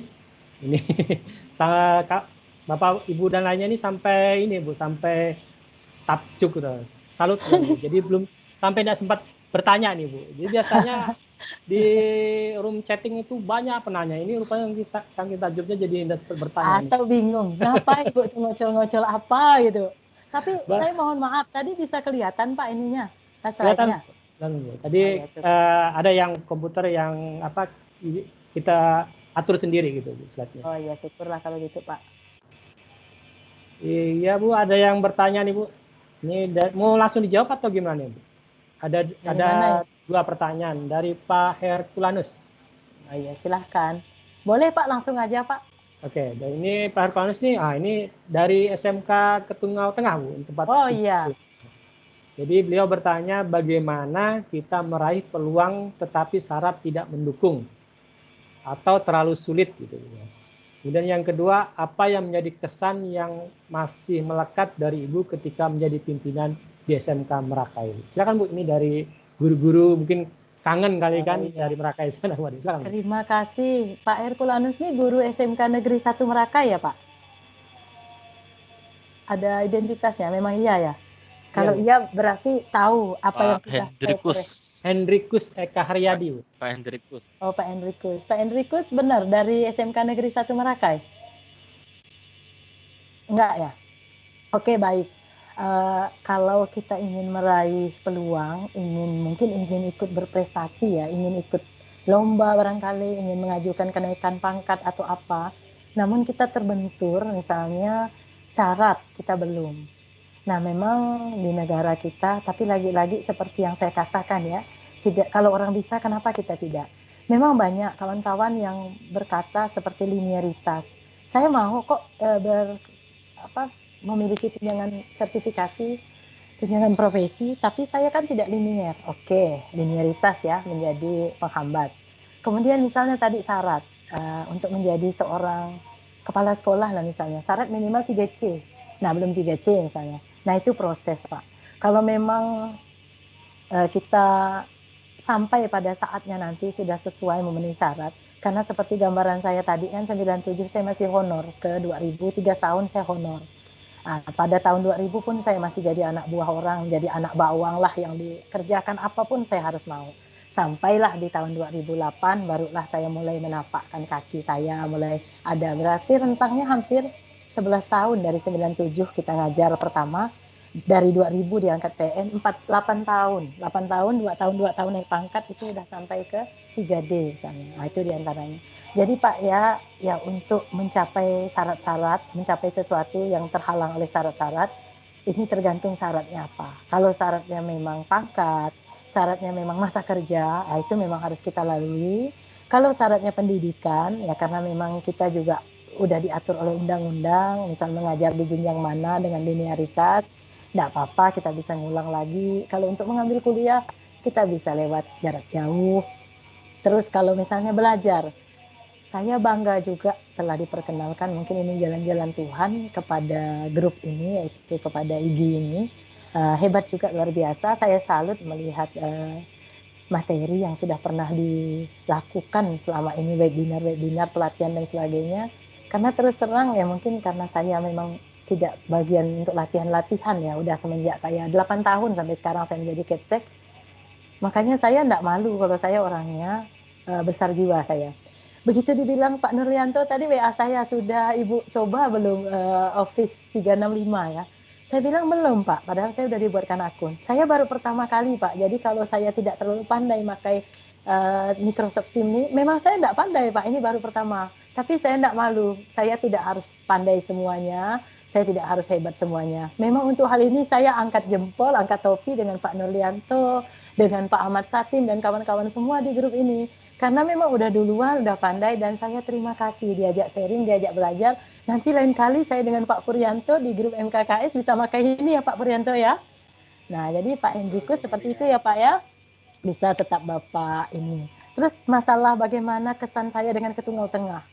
Saya terus terang memang luar biasa bangga, saya senang. Saya menjadi orang baru, menginjakkan kaki di sana, diantar langsung oleh Pak Justinus, Pak Yakobus Suwandi, sama Pak Lukman Riberu ketika itu kepala sekolah, kepala dinas, ngantarkan saya serah terima dengan Pak Gatot, dan sejak itu Pak Lukman pesan gini, silahkan Ibu besarkan sekolah ini, jadikanlah sekolah ini sebagai kawah candra di muka bagi Ibu. Kalau Nuan bisa 2 tahun, 2 tahun, kalau bisa 4 tahun, 4 tahun, jalah habis itu pindah. Siap Pak, saya siap, saya kerjakan semua dari nol. Mungkin kalau kawan-kawan yang tahu di sana, dari tidak ada buku, surat masuk, tidak ada arsip, satu butik pun tidak ada, sampai saya tinggalkan sudah luar biasa. Jadi saya pikir, saya pulangnya jam 6 malam, saya berangkat jam 6 pagi dari sekolah, dari rumah ke sekolah, jam 6 malam habis maghrib, kadang-kadang sebelum maghrib itu baru saya pulang. Karena ngapain saya di rumah, suami tidak ada, anak tidak ada, listrik tidak ada di rumah. Kalau di sekolah ada genset, ada solar cell, bisa ngecas HP, bisa nanam bunga di sekolah, bisa semuanya, bisa buat papan daftar urutan kepangkatan, bisa bikin papan presensi, macam-macam bisa dikerjakan di sekolah. Jadi saya terkesan, saya bangga, saya senang. Kalau disuruh pergi ke sana lagi, saya masih mau. Orang Merakai baik-baik, tempatnya juga menyenangkan. Itu Pak ya, mungkin gitu dulu Pak Ahmad Satim. Oke Bu, kemudian ada yang bertanya nih Bu. Ini mohon maaf saya mau bertanya, apabila Ibu pensiun nanti kira-kira apa yang akan Ibu lakukan? Ya, saya sekarang bulan Oktober nanti usia saya 47 tahun. Ada 13 tahun lagi masa kerja saya kalau saya tetap akan menjadi guru. Ya terus terang kalau sudah pensiun, mungkin saya tidak mau kerja yang capek, yang berat. Karena kita masa sebelum pensiun, masa kita kerja sekarang ini aktif ya PNS kita, inilah kesempatan kita mengerjakan, melakukan apapun. Sebenarnya berkah tidaknya, halal tidaknya uang yang kita bawa pulang untuk ngasih anak kita makan, membiayai mereka kuliah, membuat mereka berhasil itu dari apa yang kita kerjakan sekarang. Saya pesan dengan kita semua guru, pada saat jam kita mengajar, jangan ganggu dengan jam jualan, jangan ganggu dengan kemana-mana, karena kita mengajar itu NIP kita, gaji yang melekat dengan kita, itu sudah dihitung. Kalau kita kerjakan hal lain di luar itu, setengah kali keberkahan gaji kita itu. Jadi jangan heran kita kalau diri kita pun sering sakit, lalu anak kita pun tidak terlalu pintar waktu sekolahnya. Begitu kuliah tadinya anak orang bisa ikatan dinas, nggak mengeluarkan uang, lalu anak kita harus ngedit ke bank nyekolahkannya. Itu pesan saya jangan. Nah Pak, kalau saya Pak terus terang tidak ada muluk-muluk. Saya tidak akan mengerjakan hal-hal yang berat. Kalaupun saya melakukan pekerjaan, misal entah seminar, entah apa yang masih ada hubungan dengan kependidikan, saya akan lakukan. Di luar dari jalur saya, dari fatnya saya tidak lakukan Pak. Dan saya tidak akan berat-berat karena saya udah cita-cita dengan suami, dengan anak-anak. Kalau udah pensiun nanti, mama atau papa ngambil pensiunan di bank, ngambil cucu kita dari rumah si siapa, kita bawa jalan-jalan, ajak berenang-berenang, makan bakso. Karena udah pensiun, enggak disuruh ngapa-ngapa lagi. Jadi jangan ngapa-ngapa lagi. Saat ini kita ngapa-ngapa. Nah, demikian, Pak. Iya, ini nanti bakso Pak Pur udah menunggu, Bu ya. Bakso Pak Pur dan Ibu, benar, Pak. Kemudian ada yang bertanya nih, Bu, dari Evarista Dini Oktavia. Jadi Bu Dini ini terpukau dengan kalimat Ibu berprestasi bersama, katanya. Kemudian menurut Ibu, seberapa penting apresiasi seorang kepala sekolah terhadap guru-guru di sekolah dalam hal mengabdi penuh tanggung jawab dan terus berprestasi gitu. Jadi seperti yang saya sampaikan di presentasi saya tadi, Pak Pur kebetulan ada kepala sekolah di sini, Pak Apollo mantan kepala sekolah, mungkin yang lainnya juga ada kepala sekolah. Ingat baik-baik, kami itu Pak memang tugas pokok dan fungsi kami adalah mempromosikan, mengangkat harkat dan martabat bawahan kami. Jadi saya tidak ngerti kalau tiba-tiba ada guru yang curhat dengan saya, kepala sekolah saya iri kalau saya udah seminar kemana, saya disuruh jadi narasumber kemana. Masa sih saya bilang, kalaupun kamu tidak dipanggil oleh orang lain, seharusnya kepala sekolahmu yang carikan job untuk kamu, bisa seminar kemana, bisa ikut BIMTEK apa, diklat apa, karena memang itu tugasnya. Jadi kalau ada kepala sekolah yang lalu tidak mau mengizinkan anak buahnya pergi ikut diklat ini, BIMTEK ini, berarti tidak paham dong dengan tugas pokok dan fungsinya. Bawahan kita bukan saingan kita. Kalau tidak kita, siapa yang akan ngangkat, menjadikan dia dari D2 menjadi D3, dari D3 menjadi S1. Dari guru yang tidak tahu apa-apa menjadi tahu siapa. Nah, jadi Bu, terus terang kalau saya ya Bu ya, kecuali kita memang sebenarnya harus kepala sekolah semuanya seperti itu. Karena kami baik itu namanya rakor atau apa, semuanya disampaikan seperti itu. Kalau pada praktiknya tidak, ini memang oknum. Artinya mungkin belum menjiwai saja, atau ya takut kali ya, kalau misalnya tiba-tiba kena ganti atau ada yang lebih tenar dari dirinya gitu. Tapi kalau saya dan Pak Pur, kita enggak ya Pak Pur, kita ada masanya Pak ya, kita nanti, pasti habis. Masa jadi kepala sekolah tuh satu periodenya 4 tahun, 2 periodenya 8 tahun, paling maksimal 3 periode itu 12 tahun, itu udah maksimal. Kecuali kekecualian lagi ya, ternyata memang tidak tergantikan karena memang mungkin tidak ada kandidatnya, mungkin udah dekat mau pensiun, jadi dipertahankan sampai pensiun dan sebagainya. Jadi Bu ya, kembali ini kayaknya Ibu ini di Binjai lah, SMA Binjai. Mudah-mudahan Bu, cara-cara kepala sekolah yang berbeda-beda, tapi mudah-mudahan sama tujuannya. Artinya mungkin ada yang secara langsung memberikan kita reward dan punishment, memberikan kita apresiasi dalam bentuk kata-kata. Ada juga yang terselubung, tidak memuji kita, tidak berkata-kata, tapi diam-diam memberikan kita stimulus misalnya. Atau diam-diam memberikan kita diangkat jadi apa dan sebagainya. Biasanya ada yang seperti itu. Tapi yakinlah, semua kepala sekolah memang sudah dibekali bahwa tugasnya membantu menaikkan harkat martabat, mempromosikan dan menjadikan anak buahnya itu menjadi sama persis, bisa bila perlu melampauinya. Nah, di ruang ini ada Bu Dwi Retno. Saya sudah format, saya suruh harus melampaui saya. Kalau Bu Susanti bergabung juga. Jadi mereka tahulah kenapa mereka senang dan ingin bergabung, karena mereka pengen tahu nih nanti, oh kalau kita udah gantikan Bu Maria, apa nih trik-trik yang harus kita lakukan. Jadi seperti itu kira-kira ya Bu, mudah-mudahan puas. Silakan Pak Ahmad. Ya, baik Bu. Ini dari Pak Kamsajudin ini, beliau ini dari Kayan Hulu nih Bu. Jadi beliau bertanya, saat Ibu mengikuti kepala sekolah berprestasi, apakah ada guru PJOK? Kemudian beliau ini guru PJOK nih Bu ya. Oh kemudian, iya. apa prinsip dan tips Ibu sehingga mampu berprestasi di atas keterbatasan serta rutinitas yang padat? Baik Pak. PJOK atau apa saja Pak, kalau sesuai jenjang ya, misalnya PAUD, TK, SD, SMP, SMA, SMK, kepala sekolah, pengawas dan sebagainya. Itu tetap ada Pak, siapa saja guru-guru agama pun itu semuanya punya peluang, karena di situ udah jelas syaratnya. Guru PNS misalnya tertulis di syarat pertamanya, minimal berpendidikan S1 atau D4, kemudian sudah bersertifikasi. Jadi diberi kisi-kisi, ada juknis, ada buku pedoman petunjuk pelaksanaan untuk pemilihan guru prestasi dari tingkat sekolah, kecamatan, kabupaten, provinsi sampai nasional. Memang syarat, makanya saya selalu memilih, mungkin kesannya pilih kasih. Saya enggak pilih kasih, saya sudah bilang rambu-rambunya, sudah bilang kisi-kisinya. Nomor 1 pendidikan. Kalau pendidikan orang itu S2 atau doktor, linier ya, wah udah pasti megang. Karena kita lihat nilai. Nilai dokter 200, nilai S1 125 misalnya. Atau 150 kalau linier, kalau tidak linier 120. 150 untuk yang lupa saya S2 ya. Nah, kalau kita hitung angka itu, Pak Ahmad Satim S1, saya doktor, saya udah dapat nilai pendidikan 200, Pak Ahmad Satim baru 120. Nah, otomatis dia beda 80 di nilai pendidikan. Nomor 2, nilai sertifikasi.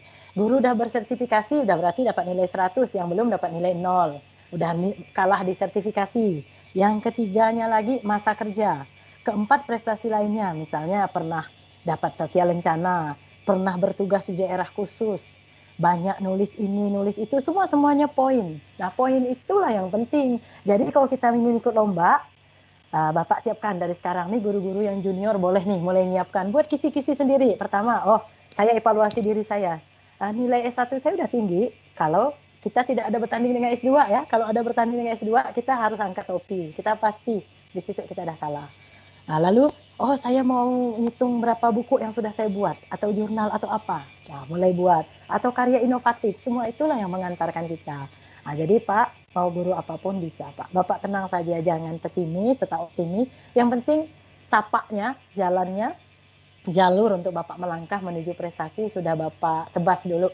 Nah, Bapak rawat-rawat dulu, nanti kalau sudah waktunya silahkan Pak. Itu minimal masa kerjanya 8 tahun ya untuk guru. Kalau untuk kepala sekolah 2 tahun bekerja ditempatkan di satu sekolah yang sama. Boleh minta sama tapi kalau kepala sekolah tidak mau beri, saya punya saya setiap tahun dia pasti berganti, boleh nanti saya share di sini. Bisa baca aja di situ apa-apa, dan best practice itu sangat mudah, tidak seperti PTK. Best practice itu di bawah PTK lagi. Jadi sangat mudah, adalah praktek terbaik yang pernah kita lakukan, entah mengajar, entahkah membina karakter, membuat seseorang itu menjadi pandai kinestetik dan sebagainya, apa saja sesuai dengan bidang kita masing-masing. Tapi terbaik gitu, yang paling terbaik dari praktek kita. Nah, itu bisa Bapak lakukan. Jadi tenang Pak, kalau gitu siap-siap ya Pak, kalau sudah siap start masa kerjanya, sudah ada sesuatu produk atau karya yang bisa ditampilkan ketika pertandingan atau ketika sedang berlaga, silakan Pak, bisa Pak. Mungkin itu saja, ada lagi? Baik Bu, dari Pak Ngahadi Bu, jadi beliau ini bertanya, saya mau tanya khusus untuk guru SD di seluruh Kabupaten Sintang, apakah ada peluang untuk mengajukan kenaikan pangkat 4A ke 4B, dan kemana kami harus memulainya? Itu aja. Sudah masa kerja berapa? Mungkin Bapak kalau sudah 4A berarti ingat ya, sekarang masa kerja guru untuk naik pangkat jenjang dari satu jenjang ke jenjang berikutnya 4 tahun. Nah, 4 tahunnya ini dengan syarat nilai angka kreditnya disesuaikan dengan jenjang dari 4A ke 4B itu adalah 150. 4 tahun, sekali lagi saya katakan, kita lihat di PK guru kita, penilaian kinerja guru kita. Kita dapat apa oleh kepala sekolah kita? Kalau kita dapat cukup, tidak akan pernah mampu dalam 4 tahun mencapai 150. Kalau kita dapat baik, jika udah ada tabungan dari 3D ke 4A, masih cukup 4 tahun. Kalau sangat baik, pas, itu pasti mampu untuk mencapai 4 tahun. Tapi kalau tidak usah 4 tahun, 5 tahun atau 6 tahun, tidak apa. Yang penting semua syaratnya udah cukup, termasuk yang tadi saya bilang Pak, karena memang syarat SD, TK, SMP, SMA, SMK sama. Ini ada di layar yang saya tampilkan. Itu harus ada pengembangan diri. Pengembangan diri tidak banyak, 4 poin. Kalau kita mengembangkan diri ikut BIMTEK 32 jam itu udah 1 poin. Tambah lagi 64 jam seterusnya, jadi berapa poin dia? Jadi ikutlah diklat, bimbingan teknis, atau kegiatan-kegiatan lainnya yang masuk dalam kategori pengembangan diri dan ada poinnya sampai mencapai 4. Ditabunglah, disimpan. Berarti PD-nya atau nomor 2 di dalam slide saya ini udah ada. Yang ketiga, publikasi ilmiah harus ada ya Pak. Kalau enggak akan pernah naik Pak. Biarpun udah 12 tahun masa kerjanya, udah 16 tahun, 20 tahun enggak akan pernah naik Pak. Nah itu memang syarat mutlaknya. Tapi publikasi ilmiah yang dimaksud di sini sebenarnya sederhana kalau kawan-kawan mau, seperti saya bilang tadi, buat best practice. Buat best practice itu sangat mudah. Nanti saya bisa share best practice-nya saya, biar ngelihat sistematikanya. Oh ternyata sangat mudah gitu. Nggak perlu pakai penelitian kalau itu. Yang penting sudah dilakukan dan ada hasil antara sebelum dan sesudah. Kemudian PTK. Nah kalau bagi kawan-kawan yang suka atau sering membuat PTK, PTK-nya udah bisa dihitung. Kalau udah dibuat tapi belum diseminarkan, belum dipublikasikan, itu baru memiliki nilai 4, tapi belum bisa dinilai walaupun dia udah ada. Karena laporan PTK yang sudah bisa dinilai itu sudah disahkan oleh kepala sekolah, dan kepala sekolah baru bisa ngesah kalau sudah diseminarkan. Seminarnya enggak banyak, 3 sekolah diundang, 1 sekolah guru di 1 sekolah 5 orang, jadi 15 orang. Asal ada fotonya, ada tanda tangan hadirnya yang seminar, kemudian di laporan PTK-nya ada di tanda tangan kepala sekolah disahkan. Nah, itu udah dapat nilai. Jadi gitu. Mudah Pak ya, yang penting mau dulu. Tapi kalau mau membuatnya atau melakukan ini bolehlah nanti Pak Nurlianto ngadakan lagi, Pak Puryanto ini bisa ngajarkan. Ada banyak kawan-kawan, ada Bu Nur Rohmah di sini, Bu Dwi Retno paling jagonya nulis banyak karya-karya ilmiahnya. Nah, ini udah pada bergabung di sini, bisa Pak dipakailah, diberdayakan kawan-kawan. Luar biasa ini. Mungkin itu Pak, ada lagi? Ibu, ada banyak Mas Ibu. Baik. Ini Bagus dari Pak, enggak apa-apa Pak. Bu Julia dari SMA 1 Kembuna. Ini kemarin tuh sama ngurus pangkat dan Ibu katanya. Cuman Bu Julia ini gagal di PTK. Jadi mohon pencerahannya Bu, gimana supaya bisa PTK saya lulus seleksi katanya. Oke.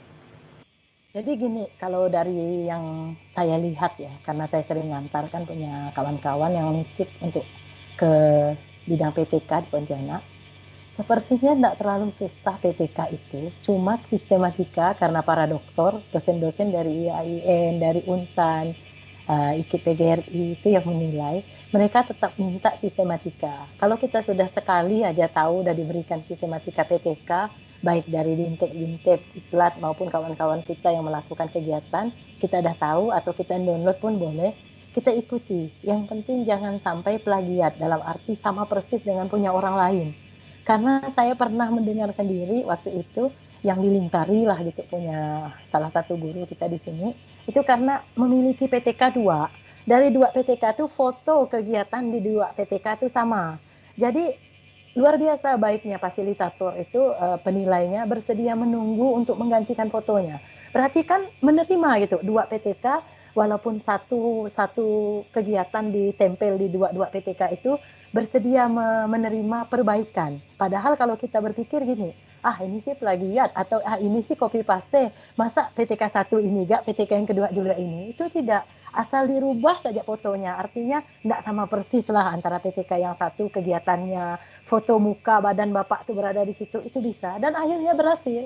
Jadi saya pikir Ibu lihat saja langkah-langkah Bu PTK-nya, dan memang murni, kalaupun kita ngambil alur dari sekolah orang, di tempat orang melakukannya, kita murni kita pindahkan ke sekolah kita dengan karakteristik siswa kita, jumlahnya, mungkin juga hari, waktu, jadwal pembelajarannya, saya rasa enggak masalah itu bisa. Mungkin kurang sabar karena kawan-kawan di sekolah saya banyak seperti itu, ada yang udah sampai 3 kali, selalu bilang, malas Bu, susah benar. Enggak susah, saya bilang kerjakan saja. Kami yang sukses tuh pernah juga gagal. Kalau udah sekali, hantam lagi 2 kali, 2 kali, 3 kali, sampai kita berhasil. Jadi jangan mentok gitu, jangan nyerah, jangan, malas, susah, jangan bilang gitu. Kita harus bilang, susah sih, tapi bisa. Jangan bilang, bisa sih, tapi susah. Itu jangan. Kita bilang, susah, tapi bisa. Oke ya Bu ya. Baik Pak Ahmad Sati. Selanjutnya Bu, ini kita ke Tungau lagi nih Bu. Ini Bu dari Bu Tirsa Singko. Jadi beliau ini pingin, jika Ibu berkenan, bisakah Ibu membagi cerita waktu terberat Ibu dalam pengabdian dan bagaimana cara Ibu melewati kejadian tersebut? Waktu terberat ya, aduh, kok rasa-rasa saya enggak ada yang berat ya Pak. Jadi saya ini seperti yang saya lihat di slide-slide, saya ini kan orangnya paling enjoy nih. Mana slide saya yang bersama kawan-kawan itu, coba lihat Bapak. Mana adalah orang mau kepala sekolah loh itu magister dari UPI Bandung, bukan magister dari sini gitu kan. Pasti kawan-kawan saya kalau ngelihat juga, saya santai aja tuh kami pakai celana pendek, kami mancing, kami mansain, cari ikan. Karena saya itu prinsipnya seperti itu, tidak ada sesuatu yang tidak bisa kita lakukan, yang penting mau. Masalah berhasil tidaknya, masalah lolos atau lewat tidaknya, itu masalah waktu. Yakinlah kita, kalau kita dapat masalah, saat kita menghadapinya mungkin kita rasa berat, tapi kita sudah dibekali, Tuhan tidak akan mencobai kita melewati kemampuan kita. Karena ada kata kunci itu, begitu ini misal tiba-tiba ada administrasi yang dikembalikan dinas, sulit rasanya. Saya pasti bilang gini, oh apa yang salah nih yang harus saya kerjakan? Oh ini rupanya tabelnya, oh data ininya masih kurang, kerjakan lagi. Apalagi misalnya disuruh membuat suatu proposal yang tidak pernah sebelumnya diberikan contoh. Hanya dikasih kata kunci, proposal pengajuan sarana ini misalnya. Oh apa ya ini, gimana ya, selagi ada internet, ada Mbah Google, kita bisa nanya, kalaupun enggak kita bisa ngarang-ngarang atau bisa buat seperti apa. Jadi apa yang berat ya? Kalau misal perjalanan, saya pernah perjalanan Sintang ke Merakai itu 1 hari 1 malam, berangkat jam 2 siang dari Sintang, nyampai di Merakai sana jam 6 sore besoknya. Itu udah lebih dari 24 jam ya. Karena kalau 24 jamnya jam 2 siang, itu jam 6 sore. Jadi 28 jam. Saya di perjalanan tidak mandi, tidak ganti baju, tidak apa, karena hanya pakai baju di badan dengan bawa tas, HP, dompet, kartu-kartu kita. Nggak ada gunanya uang kita, nggak ada gunanya ATM, amblas di tengah jalan di hutan. Saya sudah juga mempersiapkan diri saat itu. Harus bawa nasi atau bekal roti-roti kue, bawa air putih, bawa kopi, pakai termos-termos kita yang biasa kita lock dan lock itu, udah saya siapkan semua. Jadi saya pikir tisu basah kalau kita misalnya harus pipis di hutan-hutan, rampuk-rampuk kata kita di sepanjang jalan. Kalau kawan-kawan yang Merakai tahulah tuh, pasti ada kalanya seperti itu. Itu pun tidak berat bagi saya. Malah saya ketawa-ketawa tidur di dalam mobil. Saya bilang gini, kalau enggak gini saya enggak pernah tahu apa yang dialami guru-guru di daerah terpencil. Kalau gini saya tahu memang luar biasa, haruslah diberi tunjangan sertifikasi, tunjangan daerah terpencil, dikasih cashback yang beda dengan orang Sintang, enggak usah kita iri, karena memang seperti itu. Jadi gimana ya Bu, kayaknya enggak ada yang terberat Bu, semuanya enak-enak semua Bu. Udah Pak, ada lagi? Masih banyak sampai jam 12 kayaknya. Enggak apa-apa, kan mau berbagi. Disuruh Pak Nurlianto itu. Iya. Ini dari Bu Julia Roli. Jadi bertanya bagaimana cara menghadapi masyarakat atau orang tua yang masih sedikit mendukung peran sekolah gitu. Oh iya, itu saya dapat. Kalau itu oke, mungkin itu salah satu tantangan yang kalau itu dibilang terberat. Ya gini Pak, SMK saya itu pertama berada di dalam hutan ya Pak. Kedua mendapat tantangan dari sekolah kompetitornya. Kompetitor SMK di Ketungau Tengah, kalau orang-orang Ketungau Tengah tahu atau orang-orang yang bergabung dengan kita tahu latar belakang di sana, kompetitornya SMA. SMA dengan SMK itu seperti ini kalau di sana. Saya ini dibenci kepala sekolahnya, dibenci guru-gurunya, dibenci orang tua murid sana dan semua. Asal ada pertandingan SMK ketemu SMA berhantam supaya terjadi segala sesuatu. Saya berpikir kayaknya attitude, sikap atau karakter lebih bagus di zaman sekarang dibandingkan hal lain. Udahlah SMK saya orang paket B, orang yang memang ditolak di SMA atau sudah tidak ada kuota di SMA, orang yang kami jemput-jemput dari hutan-hutan, dari kampung-kampung, sekedar bisa mengisi kuotanya SMK kami, udahlah kita harus sayang-sayang mereka, harus kita baguskan akhlak saja, janganlah kalau ininya paket B dapat dari mana lah isi otaknya. Akhirnya saya sampaikan saya mulai dari anak buah saya, guru-guru, kalau kita tidak besar, nama kita tidak akan pernah besar. Supaya kita bisa besar, nomor 1, jam 6 pagi kita harus sudah ada di sekolah, siswa kita sambut, kita tunjukkan ke siswa kita ada untuk mereka, kemudian kita tunjukkan ke orang tua mereka bahwa sekolah kita benar-benar akan membuat anak mereka berhasil, bisa diterima di masyarakat, Lalu kita tunjukkan dengan masyarakat sekolah kita menjual karakter yang berbeda dengan sekolah lainnya. Kita terus, saya bilang, sampai saya 2 tahun berturut-turut tidak pulang libur kenaikan kelas yang libur satu bulan. Kalau orang berpisah sama anak sama suaminya, itulah kesempatan pulang ke rumah dan kesempatan bersama. Tapi saya justru memilih tidak pulang. Karena kalau saya pulang, pasti kompetitornya bilang, kalian percaya anak kalian sekolah di SMK yang tidak ada kepalanya aja mikirkan ke Sintang terus, ngapain, bagaimana manajemennya, bagaimana gurunya, bagaimana PBM-nya. Jadi saya pasang badan di tahun pertama saya standby, anak saya bawa pulang, saya ajak liburan ke kampung, saya ajarkan bagaimana di kampung berbagi air dari 1 ember, bagi setengah-setengah ember mandi mereka berdua, saya tunjukkan. Dan saya memang ngajar ke mereka bahwa mama tidak akan punya uang untuk membiayai kalian kalau mama tidak besar, mama tidak menjadi orang yang berprestasi, tidak sukses. Karena di sini karir mama hanya guru, tidak akan menjadi DPR, tidak mungkin jadi yang lain. Nah, paling tinggi guru itu ya kepala sekolah. Mama harus buktikan dulu bahwa mama mampu menjadi seorang kepala sekolah sini, dapat siswa banyak. Siswa diserahkan ke saya pertama-tama hanya 145 orang. 1 tahun saya pasang badan, mereka melihat saya tiap hari, saya dekati masyarakat, saya datang pagi-pagi ke sekolah dan mereka melihat, oh benarlah ibu ini memang mau membangun sekolah. Tahun itu langsung banyak, kami bisa dapat langsung 100 anak. Naiklah jadi 245 anak. Tahun depannya sampai 150, masih saya standby. Biasanya kan kalau kepala sekolah, kalau ini seperti saya, seperti Pak Pur sekarang, kami tinggal pakai WA, pakai HP, malah bila perlu HP dipadam biar tidak dihubungi orang, minta-minta tolong anaknya masuk. Panitia kami sudah siap, sudah handal, sudah pandai semua, dan tidak usah kita rayu-rayu, jangan kita jemput-jemput siswa kemana-mana. Siswa yang beribu-ribu itu bila perlu bisa sampai 400-500 ditolak kalau SMK 1 Sintang. Jadi tenang. Nah, sedangkan di sana kondisinya berbeda. Saya berpikir terus, ini kayaknya jemput bola lah. Saya harus ke SMP-SMP. Perpisahan saya datang, saya pamerkan siswa saya dengan baju-baju praktik mereka. Saya kenalkan, saya bawa bola, bolanya selesai main, saya tinggalkan, diberi untuk mereka sebagai kayak CSR-nya lah dari SMK saya. Luar biasa, sampai saya pulang, saya meninggalkan siswa 500 siswa ketika saya pindah. 500 itu kalau SMK atau SMA, wah itu udah luar biasa, udah sangat bagus. Dan itu di dalam hutan. Itu bukan di Kota Merakai ya kawan-kawan yang tahu. Yang tidak tahu, yang tahu sih tahulah ya, kalau kayak ibu ini di Merakai. Tapi bagi yang tidak tahu Merakai, bagi yang tidak tahu SMK, itu sekali lagi saya bilang SMK 1 Ketunggal Tengah itu berada di dalam hutan.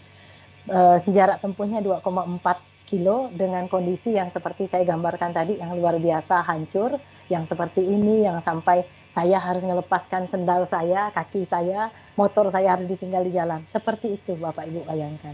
Jadi hal-hal yang saya lakukan supaya masyarakat bisa nerima, pertama saya konsisten, saya disiplin, saya jam 6 pagi pasti sudah berada di sekolah, asal dah orang subuh saya bangun karena nanti lampu padam, setengah 6, blup, lampu langsung padam, saya udah bikin kopi, udah masak nasi, karena mengharapkan pakai rice cooker, mengharap dispenser, saya udah bikin, saya udah pakaian, langsung start motor Jupiter saya itu, saya udah berangkat ke sekolah. Di sekolah itulah saya abdikan, saya keluarkan semua daya upaya saya untuk mengembangkannya, dan kawan-kawan di sana tahu, kalau orang Merakai tidak ada yang tidak tahu Bu Maria, saya garang. Orang tua murid yang tidak mendukung anaknya, tetap saya marah. Sampai saya bilang, bagaimana mungkin anak Bapak berkarakter? Bapak aja tidak berkarakter. Di sekolah dalam ruangan kita rapat, Bapak ngerokok. Kan Bapak tahu peraturan menteri tidak ada rokok di sekolahan, di luar sekolah, radius 200 meter. Jadi Bapak jangan harap ya, kalau anak Bapak bisa disiplin, Bapak saja tidak disiplin. Nah, saya biasa gitu, Pak minta tolong puntung rokoknya masukkan ke dalam tong sampah Pak, masa saya yang harus bawa puntung rokok Bapak? Seperti itu biasa. Yang kedua, saya sering sekali terjadi di kampung, mohon maaf, yang di kampung saya mohon maaf, ini hanya ilustrasi untuk kita. Yang paling sering terjadi adalah kehamilan. Nah, yang seperti itu juga saya sudah menghadapi, sampai saya bertengkar hebat dengan orang tua murid. Jelek seperti ini kata-kata saya, di antaranya dalam saya memanage itu gini yang saya lakukan. Dia minta akan ujian, sisa 2 hari lagi. Anaknya sudah akan melahirkan. Pak, saya bilang, yang ini yang saya tidak senang. Kalau ketika 3 tahun yang lalu mulut saya berkoar-koar di depan halaman kita, setiap pagi briefing, setiap sore briefing anak demi kebaikan anak, didengarkannya Pak, tidak akan terjadi seperti ini. Ini sudah terjadi, saya tidak bisa Pak. Jangan Bapak dan anak Bapak buat masalah, saya yang harus menyelesaikan. Tidak adil Pak bagi saya. Kalau NIP saya tanggal, Bapak bersedia ngasih makan anak dengan suami saya. Saya rugi Pak oleh gini, saya tidak sesuai. Anak Bapak enak-enak melakukannya, dapat hasilnya, saya yang harus nanggungnya. Terus Bapak tuh merayu saya dan sebagainya, saya sampai bilang, gini aja Pak, kalau Bapak minta uang saya kasih. Tapi kalau Bapak meminta kebijakan, udah jelas kelulusan itu ditentukan dengan berakhlak mulia. Akhlak mulia yang bagaimana Pak, berkelakuan baik yang bagaimana, jika sampai sudah hampir melahirkan masih sekolah Pak. Nah, seperti itu diantaranya yang saya sampaikan. Kayaknya kalau orang kenal saya tahulah, Ibu Maria tuh garang. Jadi yang paling terkenal tuh itu. Tapi di balik itu yang saya ingin tekankan kepada kita semua, menjadi guru dengan era sekarang, dengan anak-anak kita, apalagi di daerah yang saya bilang pergaulannya, memang mereka ini luar biasa. Kalau kalah-kalah Sintang kalau untuk pergaulan. Saya paling banyak mengalami yang anak-anak saya hampir di setiap kelas, dari jenjang 1 sampai ke jenjang ketiga, itu berhenti atau putus sekolah pasti karena kenakalan, pasti karena kehamilan. Nah, jadi itu diantaranya. Menghadapi masyarakat, kita harus konsisten, harus disiplin, sekali-sekali kita memang harus tegas, dan kita harus masang badan kita supaya orang percaya. Saya tidak yakin SMK 1 ke Tengah itu akan besar, akan bisa diminati atau dikenal masyarakat dengan jarak yang 2,4 dan letaknya memang benar-benar di dalam hutan. Semua kiri kanannya sampai jalan menujunya pun hutan. Inilah dia diantaranya kawan-kawan, dia tidak ada rumah kiri kanannya. Saya saja kalau tidak berteman ramai-ramai gini pulang dan pergi, saya tidak berani. Saya merinding kalau pergi atau pulang. Lebih baik saya memilih nunggu siapapun yang akan berjalan pulang atau berjalan pergi untuk nyampai ke sekolah daripada sendiri. Saya tidak pernah pergi sendiri. Saya bukan takut apanya, saya takut merindingnya dalam hutan melewati kuburan. Saya terus terang dengan manusia saya tidak takut. Tapi kalau dengan hantu saya takut. Nah, itu bedanya. Saya tengkuk, saya merinding terus setiap lewat pohon karet dan kuburan. Nengok sebelah kanan kok rasa-rasa ada yang ngelihat saya gitu. Itu kalau sendiri. Mungkin itu Bu ya. Jadi kalau ingin mendekatkan masyarakat, memang itulah Bu. Dan kita harus ikut semua kegiatan. Saya ini orangnya terus terang gereja Kristen saya masuk di masjid dengan Muslim dan di setiap perayaan-perayaan sampai buka puasa bersama di rumah kontrakan saya 4 tahun itu 4 kali buka. Karena solider saya tidak mungkin warga saya kalau Muslim lebih banyak dominan daripada Kristen, orang puasa saya makan-makan, saya minum-minum. Jadi saking solidernya saya menempatkan diri supaya orang bisa menerima saya ngikut. Paling tidak saya menghargai mereka dengan tidak mungkin saya minum, tidak mungkin saya makan di depan mereka. Nah, jadi itu diantaranya sosial kemasyarakatan memang harus peka, dan itu kunci. Karena di daerah kita, di negara kita ini, yang sering membuat kita berbenturan itu adalah perilaku, adalah adat istiadat dan sosial. Nah, ketika kita mampu mengembek di kandang kambing, kita mampu berkokok di kandang ayam, seperti di mana langit, ya, kaki bumi dipijak, di situ langit dijunjung, ya seperti itulah yang harus kita lakukan. Jadi kalau Ibu bertugas di daerah, supaya masyarakat bisa menerima, ayo Bu, apa kegiatan masyarakat itu, sekalipun Ibu berada dari daerah lain yang tidak sama, ikut saja selagi tidak bertentangan dengan moral, tidak bertentangan dengan norma susila dan sebagainya, bahkan tidak bertentangan dengan keyakinan agama yang kita anut. Misalnya di situ ada kegiatan nogal, nuai, ada kegiatan minum-minum pesta, kita minum teh, mereka minum tua misalnya. Pesta-pestanya mereka nyanyi-nyanyi joget berpasangan, kita joget-joget sendiri aja dari pagar gitu. Jadi saya ikut semua. Jam 2 malam orang baru tidur, saya jam 2 malam juga. Tapi saya ngikut dengan versi saya karena saya kepala sekolah, saya PNS, tidak mungkin saya peluk-peluk ikut-ikut orang berjoget di gawang, di arena gitu kan. Nah, jadi saya joget juga. Jadi kalau ditarik-tarik minum Bu, iya saya minum teh. Saya kalau minum tuh saya langsung kepingsan. Nah, macam-macam lah alasan kita. Jadi orang tetap bisa bersama kita, kita bisa nerima orang, orang bisa nerima kita. Jadi ketika kita pergi pun seperti susah mereka melepaskan burung-burungnya kembali lagi. Jadi simbol ketika saya berangkat, saya dilepaskan burung, burung itu kembali lagi hinggap ke badan saya. Sampai mereka bilang, payah benar nampaknya ngelepas ibu nih. Nah, seperti itulah kira-kira Bu ya. Silakan Pak Ahmad Satin.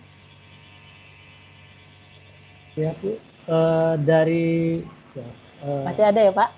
Masih banyak nih. Ini minta saran Bu, bagaimana menghadapi kepala sekolah yang menganggap kita saingan. Aduh. Nah, saya mengalaminya Bu, kepala sekolah saya masih golongan 2D kayaknya.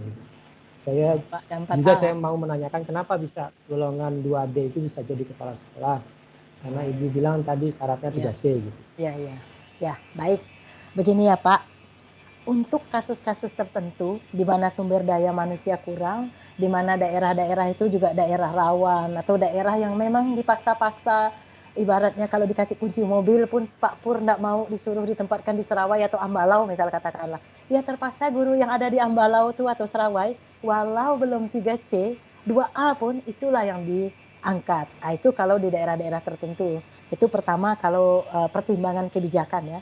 Pertimbangan berikutnya, kalaupun tidak kebijakan, biasanya hal-hal yang udah faktor X. Faktor X tetap ada. Selagi kita hidup, antara baik dengan buruk itu tetap berdampingan. Kadang-kadang idealnya, yang saya berikan kepada kita semua ini idealnya. Tapi yang tidak ideal itu pun ada. Kalau itu terjadi, kita memang harus juga ya berpikir bahwa daripada saya bentrok dengan bapak ini dan bapak ini adalah atasan saya, ya udahlah. Walaupun barang ini tidak benar, saya diamkan aja lah daripada saya bentrok. Tapi tidak berarti kita ngikut. Kita diam, tidak ikut juga tidak, ngelawan juga tidak. Lebih baik diam saja, ibarat kayak orang apatis. Itu boleh. Terus kalau misalnya ya karena tadi 2D ya, mungkin masih rendah, wajar lah Pak. Bapak saja yang mungkin tinggi pangkatnya dari kepala sekolahnya, Bapak jaklah yang maklum. Anggap saja di dalam hati, mungkin secara faktanya maupun secara persyaratannya, de jure-nya, Bapak itu kepala sekolah. Tapi sebenarnya secara kompetensi, karena Bapak yang sudah memiliki pangkat yang tinggi, kebetulan Bapak juga memiliki jiwa, pikiran yang lebih besar, Bapaklah yang berjiwa besar, biarlah bagaimanapun dia masih atasan. Kalau kita PNS ini jelek baik, selagi dia atasan kita, kita tidak bisa mau ngapa-ngapa. Karena terus terang memang banyak barangkali, bukan Bapak saja, banyaklah, saya pun yakin sering banyak yang curhat, sering mengatakan bahwa sekolah kami beda, coba sekolah kami begini gitu. Memang di mana saja berada, itu bagian yang bedanya. Tapi bagian lain yang jeleknya atau bedanya pun ada. Tetap dimanapun berada, tetap ada yang seperti itu. Mungkin Bapak berjiwa besar saja, kan itu tidak abadi Pak ya, Bapak sabar saja. Kita tidak mungkin mensomasi kepala sekolahnya, kita tidak mungkin ngirimin surat, Pak, Bapak salah loh Pak jadi kepala sekolah, tidak mungkin. Tidak apa-apa, Bapak berjiwa besar saja. Suatu saat kalau Bapak jadi kepala sekolah, Bapak jangan seperti itu ya Pak. Saya dulu selalu berpikir ketika saya jadi anak buah, semua hal yang saya tidak cocok dengan apa yang dilakukan atasan saya dalam batin bilang gini, kalau aku jadi kepala sekolah aku tidak mau gitu. Kalau aku jadi kepala sekolah aku tidak mau gitu. Selalu. Contoh, misalnya ada guru yang tidak cocok mata pelajarannya, ada diklat. Diklat itu untuk guru PKN, yang dikirim guru bahasa Inggris. Diklat itu untuk bendahara, yang dikirim guru. Lalu saya berpikir pada saat itu, saya kalau jadi kepala sekolah, saya tidak mau melakukan ini. Ini kan bukan the right man in the right place ini. Masa sih hanya karena dekat, hanya karena saya sayang dengan guru itu terus saya kirim. Kan tidak mungkin. Lalu guru lain yang tidak saya sayang, tapi itu kompetensi dia, itu bidangnya kok tidak pernah. Tega benar, zolim benar saya jadi pemimpin. Itu pikiran saya dulu. Maka sekarang, saya jika dapat surat undangan, diklat, bintek, apa saja, TU kasih, saya pasti tanya dulu. Kami punya waka bidang kelembagaan dan ketenagaan. Bu Dwi Retno ini waka yang menganalisis, ada datanya. Berapa kali dah guru ini diklat, bintek dan sebagainya. Kami prioritaskan yang akan naik pangkat. Jika dia sudah tidak naik pangkat atau sudah cukup, jangan dulu. Karena kita itu beratus-ratus, puluhan yang akan naik pangkat, yang akan perlu. Sedangkan diklat terbatas. Jadi analisis dulu. Ketika sudah dianalisis, antar ke saya untuk buat surat tugas, saya cek. Iya sih, dia ini akan naik pangkat, dia butuh. Tapi dia tidak punya kontribusi terhadap sekolah. Upacara bendera payah, ngajar terlambat, tahan dulu. Bu Dwi, saya enggak mau suruh yang ini. Kenapa Bu? Ini. Oh iya, kan saya yang nilai, saya bilang. Saya lihat absensi, lihat ininya enggak. Kalau dia mau, minta suruh ngadap saya. Nah, biasanya kalau ngadap mentok. Oke, iyalah Bu, saya perbaiki. Boleh Bapak berangkat, saya bilang. Tapi Bapak bersedia memperbaiki absensi Bapak. Bapak bersedia ikut upacara terus. Janganlah jadi warga negara, payah benar hormat bendera. Nah, misalnya. Oh iya Bu, oke kalau gitu deal ya. Bapak saya berangkatkan, walaupun Bapak ada kekurangan, tapi saya harap diperbaiki. Jika tidak juga, saya kasih ke yang lain. Nah, jadi seperti itu kira-kira Pak. Itu memang harus Pak. Kalau saya kan tidak perlu ngambilnya. Pokok jatah guru saya belum pernah, saya tidak mau. asal itu jatah guru, kepala sekolah jangan. Untuk apa? Nggak ada nilainya untuk kita. Suruh belajar misalnya penggunaan Microsoft Excel misalnya. Kita nggak makai dan lagi pastilah kita udah lewat waktu zaman guru misalnya. Apalagi untuk pembelajaran, buat RPP dan sebagainya. Kepala sekolah dan nggak ada jam mengajar. Untuk apa kita? Hanya sekedar mau ke Jakarta, sekedar mau ke Surabaya, sekedar mau ke Jogja. Kita zolim, udah mengantam hak-hak yang bukan hak kita. Jadi nggak boleh. Saya biar kepengen, saya waktu itu ke Makassar. Tapi yang diundang di situ bukan saya, yang diundang adalah kepala program studi dengan satu tenaga untuk Takola SMK. Nggak pergi saya, karena walaupun saya pengen belum pernah sekalipun menginjakkan kaki ke Makassar, saya mikir kalau seorang lain ya, dalam tanda petik faktor X, saya ini kan kebijakan saya, ini kan wewenang saya, tapi saya berpikir gitu. Ngapain nanti baru ketika saya tidak pandai karena bukan bidang saya pulang ke sekolah, saya nyuruh orang lagi, lalu apa guna saya? Enggak, malu. Pertama nelanjang diri sendiri, pikir saya. Kedua nampak benar maruknya, lalu mau dia semua. Saya enggak mau kalau gitu-gitu. Banyak, boleh tanya. Mereka buat duit, mereka buat santi, mereka tahu. Saya kalau itu udah janji saya memang ketika saya pernah melihat bahwa ngapa pula bendahara yang diundang kok guru yang dikirim, ngapa guru PKN yang diundang guru lain yang dikirim gitu kan. Jadi saya udah janji, jika itu bukan bidangnya atau ini barang ini salah jangan dilakukan. Itu yang saya selalu ingat. Jadi sampai hari ini saya tidak bisa nerima kalau ada yang seperti itu. Nah pada kasus Bapak, karena ini adalah ranahnya sekolah orang, dan itu adalah orang lain, bukan Bapak dan bukan kita yang berada di sini melakukannya. Kita yang udah tahu, kita jangan lakukan ya Pak.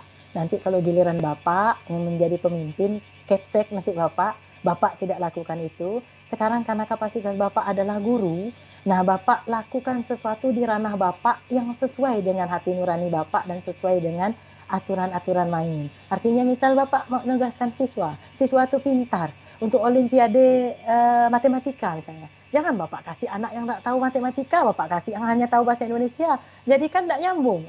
Guru juga banyak. Jadi sebenarnya kita ingat, semua dari kita adalah pemimpin. Kalau suami pemimpin untuk istri dan anaknya, kalau istri misalnya, kalau dia guru, dia pemimpin untuk siswa di kelasnya. Kalau siswa, dia pemimpin untuk adik-adiknya. Terus semua kita pemimpin. Maka saya paling benci kalau orang nunjuk pemimpin gini satu, padahal 4 ngantam dia. Kita jangan, saya tidak pernah ngeritik presiden, ngeritik gubernur, ngeritik bupati, ngeritik siapa, saya tidak suka. Kenapa? Karena saya selalu berpikir gini, kalau saya pada posisi dia, belum pasti saya lebih baik. Contoh Pak Ahmad Yuryanto, banyak yang ngeritik gara-gara statementnya yang miskin menular yang kaya. Saya bilang gini, kalau kita pun ketika panik, kita berada di atas mengayomi seluruh Indonesia, mungkin bisa lebih parah lagi bahasa kita. Saya bilang, kita hanya baru di sekolah nih, ngayomin guru yang hanya baru berapapun nggak bisa sering salah.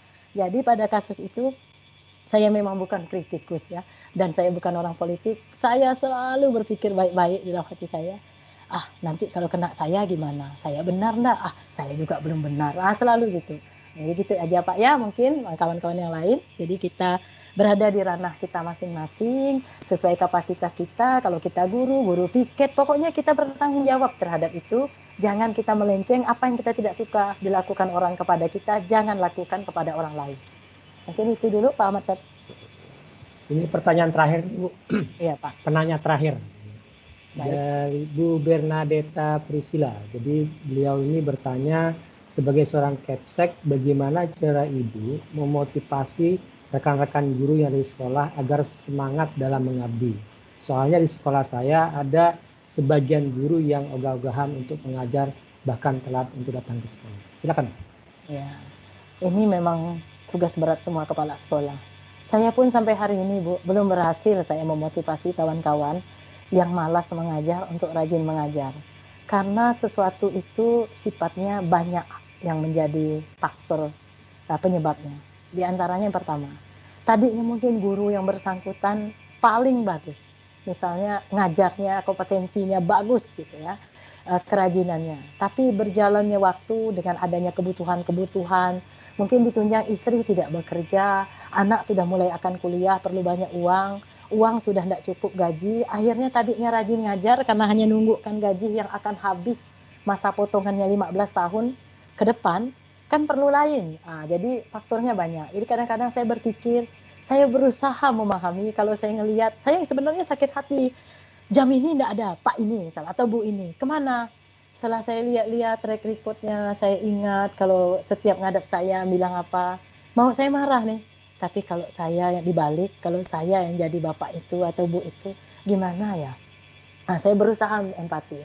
Akhirnya saya bilang dengan kawan-kawan yang menggantikan, entah piket, entah ngasih tugas atau apa, ini memang penyakit, saya bilang. Saya belum bisa menyelesaikan masalah ini karena ini berkenaan dengan potongan gaji, ini berkenaan dengan uang. Karena sisa anggaplah ya, maaf ya Bapak Ibu, ini mudah-mudahan bukan kita lah ya. Sisa 300.000, kita punya anak 2 sudah sekolah SMA, kan enggak cukup. Sertifikasi kita 3 bulan sekali. Kalau kami SMK enggak punya cashback.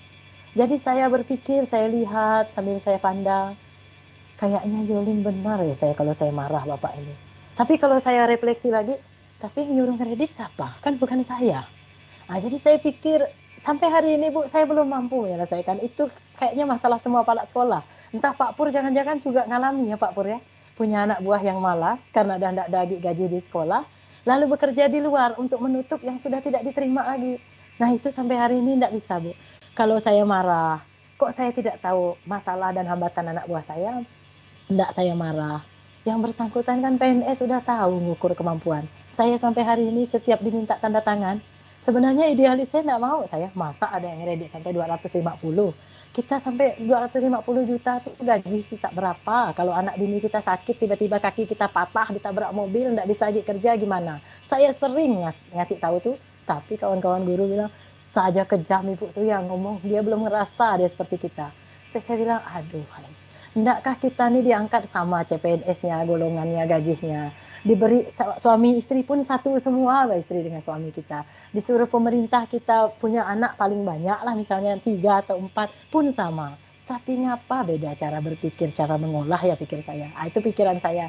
Tapi kembali lagi memang saya belum bisa Bu kalau untuk memotivasi dalam bentuk yang seperti itu. Tapi kalau kawan-kawan yang tidak bisa mengajar, misalnya tidak bisa mengelola kelas, kemudian belum bisa menyelesaikan masalah keterlambatan karena ngurus anak dan sebagainya, itu bisa. Contohnya kita sampaikan, karena kita bekerja, kalau misalnya rumah kita masih berantakan, anak kita belum terurus dan sebagainya, kita tidak ada penilaian rumah paling bagus sedunia, tidak ada penilaian anak paling bersih sedunia, tidak ada. Jadi kalau rumah kita, tempat tidur kita tidak dikemas dulu karena kita mau berlomba-lomba cepat sampai ke sekolah supaya tidak terlambat, tidak ada yang menilai membuka pintu kamar kita nengok, oh kamar ini kotor apa enggak. Wastafel kita penuh, tempat cuci piring kita biarkan. Kalau kita udah pulang dari sekolah, baru kita kerjakan. Kalau enggak capek, kalau capek enggak usah. Nah, terus kalau guru yang enggak bisa ngajar, biasanya saya sampaikan. Baca-baca bah, kata saya, belajar 1 malam lebih pintar dari orang lain. Enggak apa-apa lah, misalnya ngambil akta. Enggak apa-apa Bu, karena Ibu udah terlanjur mencintai pekerjaan ini, mengambil guru, dengan akta, Ibu tunjukkan bahwa Ibu bisa.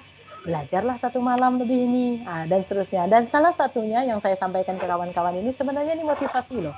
Kalau kawan-kawan merasa sesak, bertugas di daerah terpencil, kawan-kawan merasa, males mengajar gini-gini terus, males jadi guru gini-gini terus, peraturan pemerintah berubah-ubah, ini sebenarnya diantaranya adalah bagiannya. Ingat baik-baik, tidak ada hasil yang mengkhianati proses. Jika kita ikhlas, kita ulet mengerjakan segala sesuatu, kita dedikasikan diri kita untuk pekerjaan kita, semuanya akan datang menghampiri kita. Tidak akan ada yang tertukar. Kalau kita yang mengerjakannya, kitalah yang dapat. Karena kita yang membesarkannya, kitalah yang akan mendapatkannya. Tanyalah dengan Pak Pur nih yang udah merasakan. Kalau saya hanya selalu bersyukur karena tidak ada lagi yang kurang. Saya tidak tahu saya harus minta apa lagi. Semuanya sudah beres. Di depan mata sekolah, anak-anak kita udah besar-besar dan bisa sekolah dengan baik. Punya suami yang juga bekerja dekat dengan saya, punya keluarga. Jadi saya rasa tidak boleh saya bilang, saya begini, itu tidak boleh. Saya hanya bilang, saya sudah luar biasa diberikan Tuhan. Saya sudah bersyukur, tinggal saya jalan saja. Nah, jadi mungkin untuk memotivasi susah ya Bu ya, kalau yang seperti yang tadi saya bilang. Tapi kalau untuk mengelola kelas, untuk menambah kemampuan mengajar dan sebagainya, itu bisa, karena memang segala sesuatunya itu sifatnya kita belajar. Biarpun hanya tua 1 malam dari anak-anak, tidak apa-apa lah Bu. Nah, mungkin itu Pak Satin. Baik, Pak Satin, nanti saya minta waktu sedikit ya Pak Satin, menambahkan Bu Mara. Boleh. Monggo. Sebelum ditutup. Ya. Baik. Langsung aja sudah, Pak. Oke. Sudah. Ya. Baik, selamat malam. Assalamualaikum warahmatullahi wabarakatuh pada teman-teman semua. Kita tadi sudah menyimak apa penjelasan dari Bu Maria, mulai bercerita dan bisa majukan sekolah yang hebat. Saya yang pertama, setelah mari teman-teman tadi beliau bercerita sebagai inspirasi, saya tambahkan sedikit. Satu, Bu Maria bisa sebagai sumber belajar bagi kita semua. Mari kita ikuti jejak beliau, kiprah beliau supaya kita bisa sama dan bisa meraih hal yang sama juga. Yang kedua, keberadaan pendidikan di Kabupaten Sintang ini selama mengikuti kegiatan-kegiatan event-event di Pontianak ini, Pontianak selalu prioritas Sambas, Pontianak, Singkawang. Tapi dengan adanya gebrakan-gebrakan seperti ya saya, Bu Maria, itu setiap event pasti membawa atau menggondol piala juara 1 atau 2 atau 3.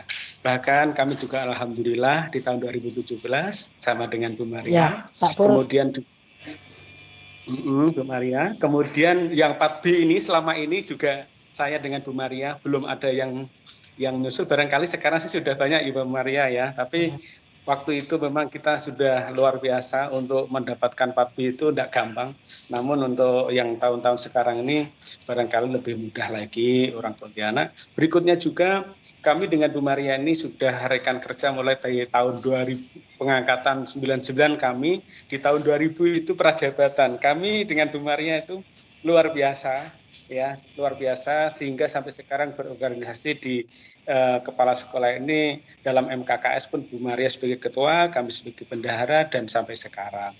Mari sekali lagi posisi dan bahkan keberadaan Bu Maria sebagai sumber belajar bagi kita semuanya yang bagus-bagus itu tadi mari kita contoh ya. Betul yang dikatakan Bu Maria bahwa proses tidak mengingkari hasil. Itu saja Pak Ahmad Satim yang kami tambahkan. Terima kasih. Selamat malam. Selamat malam. Terima kasih Pak Pur. Baik Bu, minta closing statement dari Ibu nih. Ya. Baik Pak, kawan-kawan semua yang saat ini masih bersama.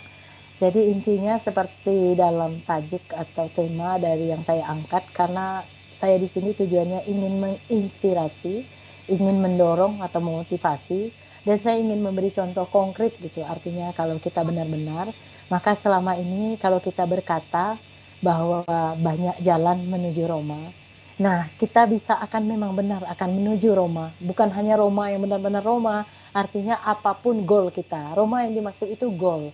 Mau ke pasar banyak jalannya, mau ke Mekah banyak jalannya, mau menjadi kepala sekolah banyak jalannya, mau menjadi guru berprestasi banyak jalannya. Jadi mau meraih apapun kita banyak jalannya.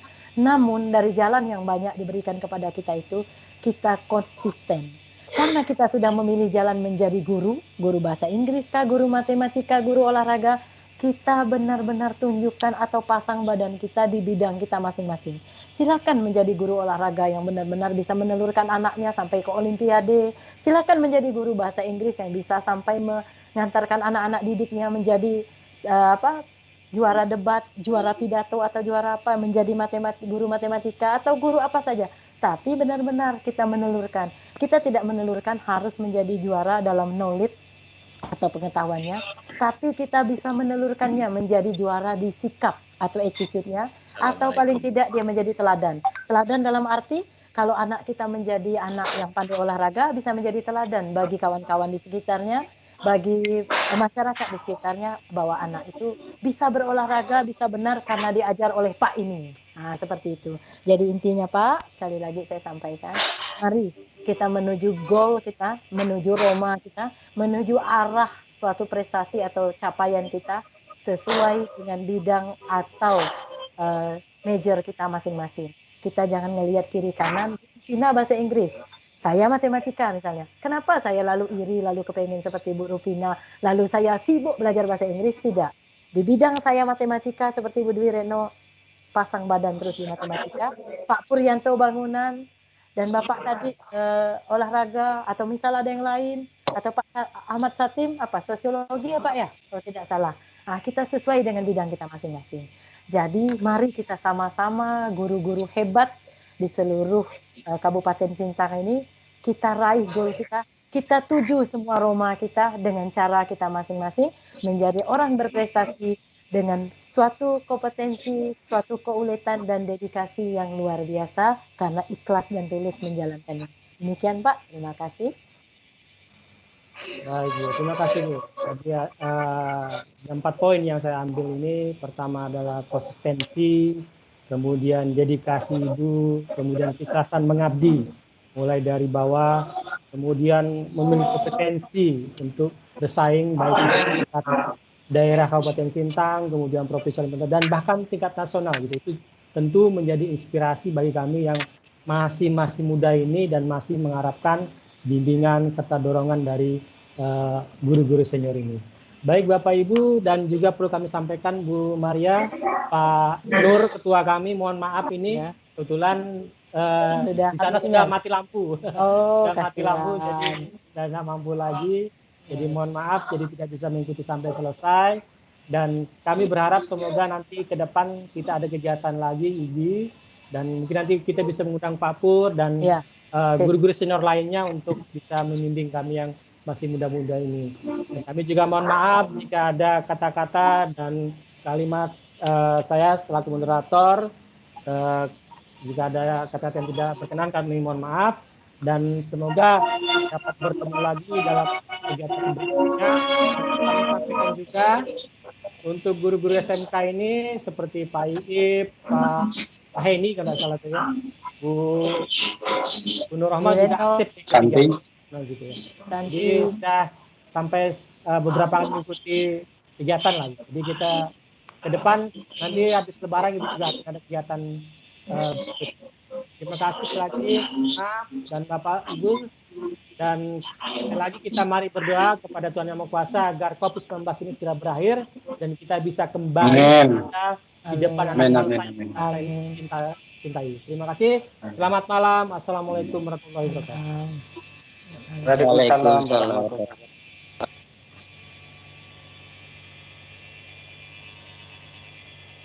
Bapak Ibu yang belum absen silakan, sudah ada linknya. Iya.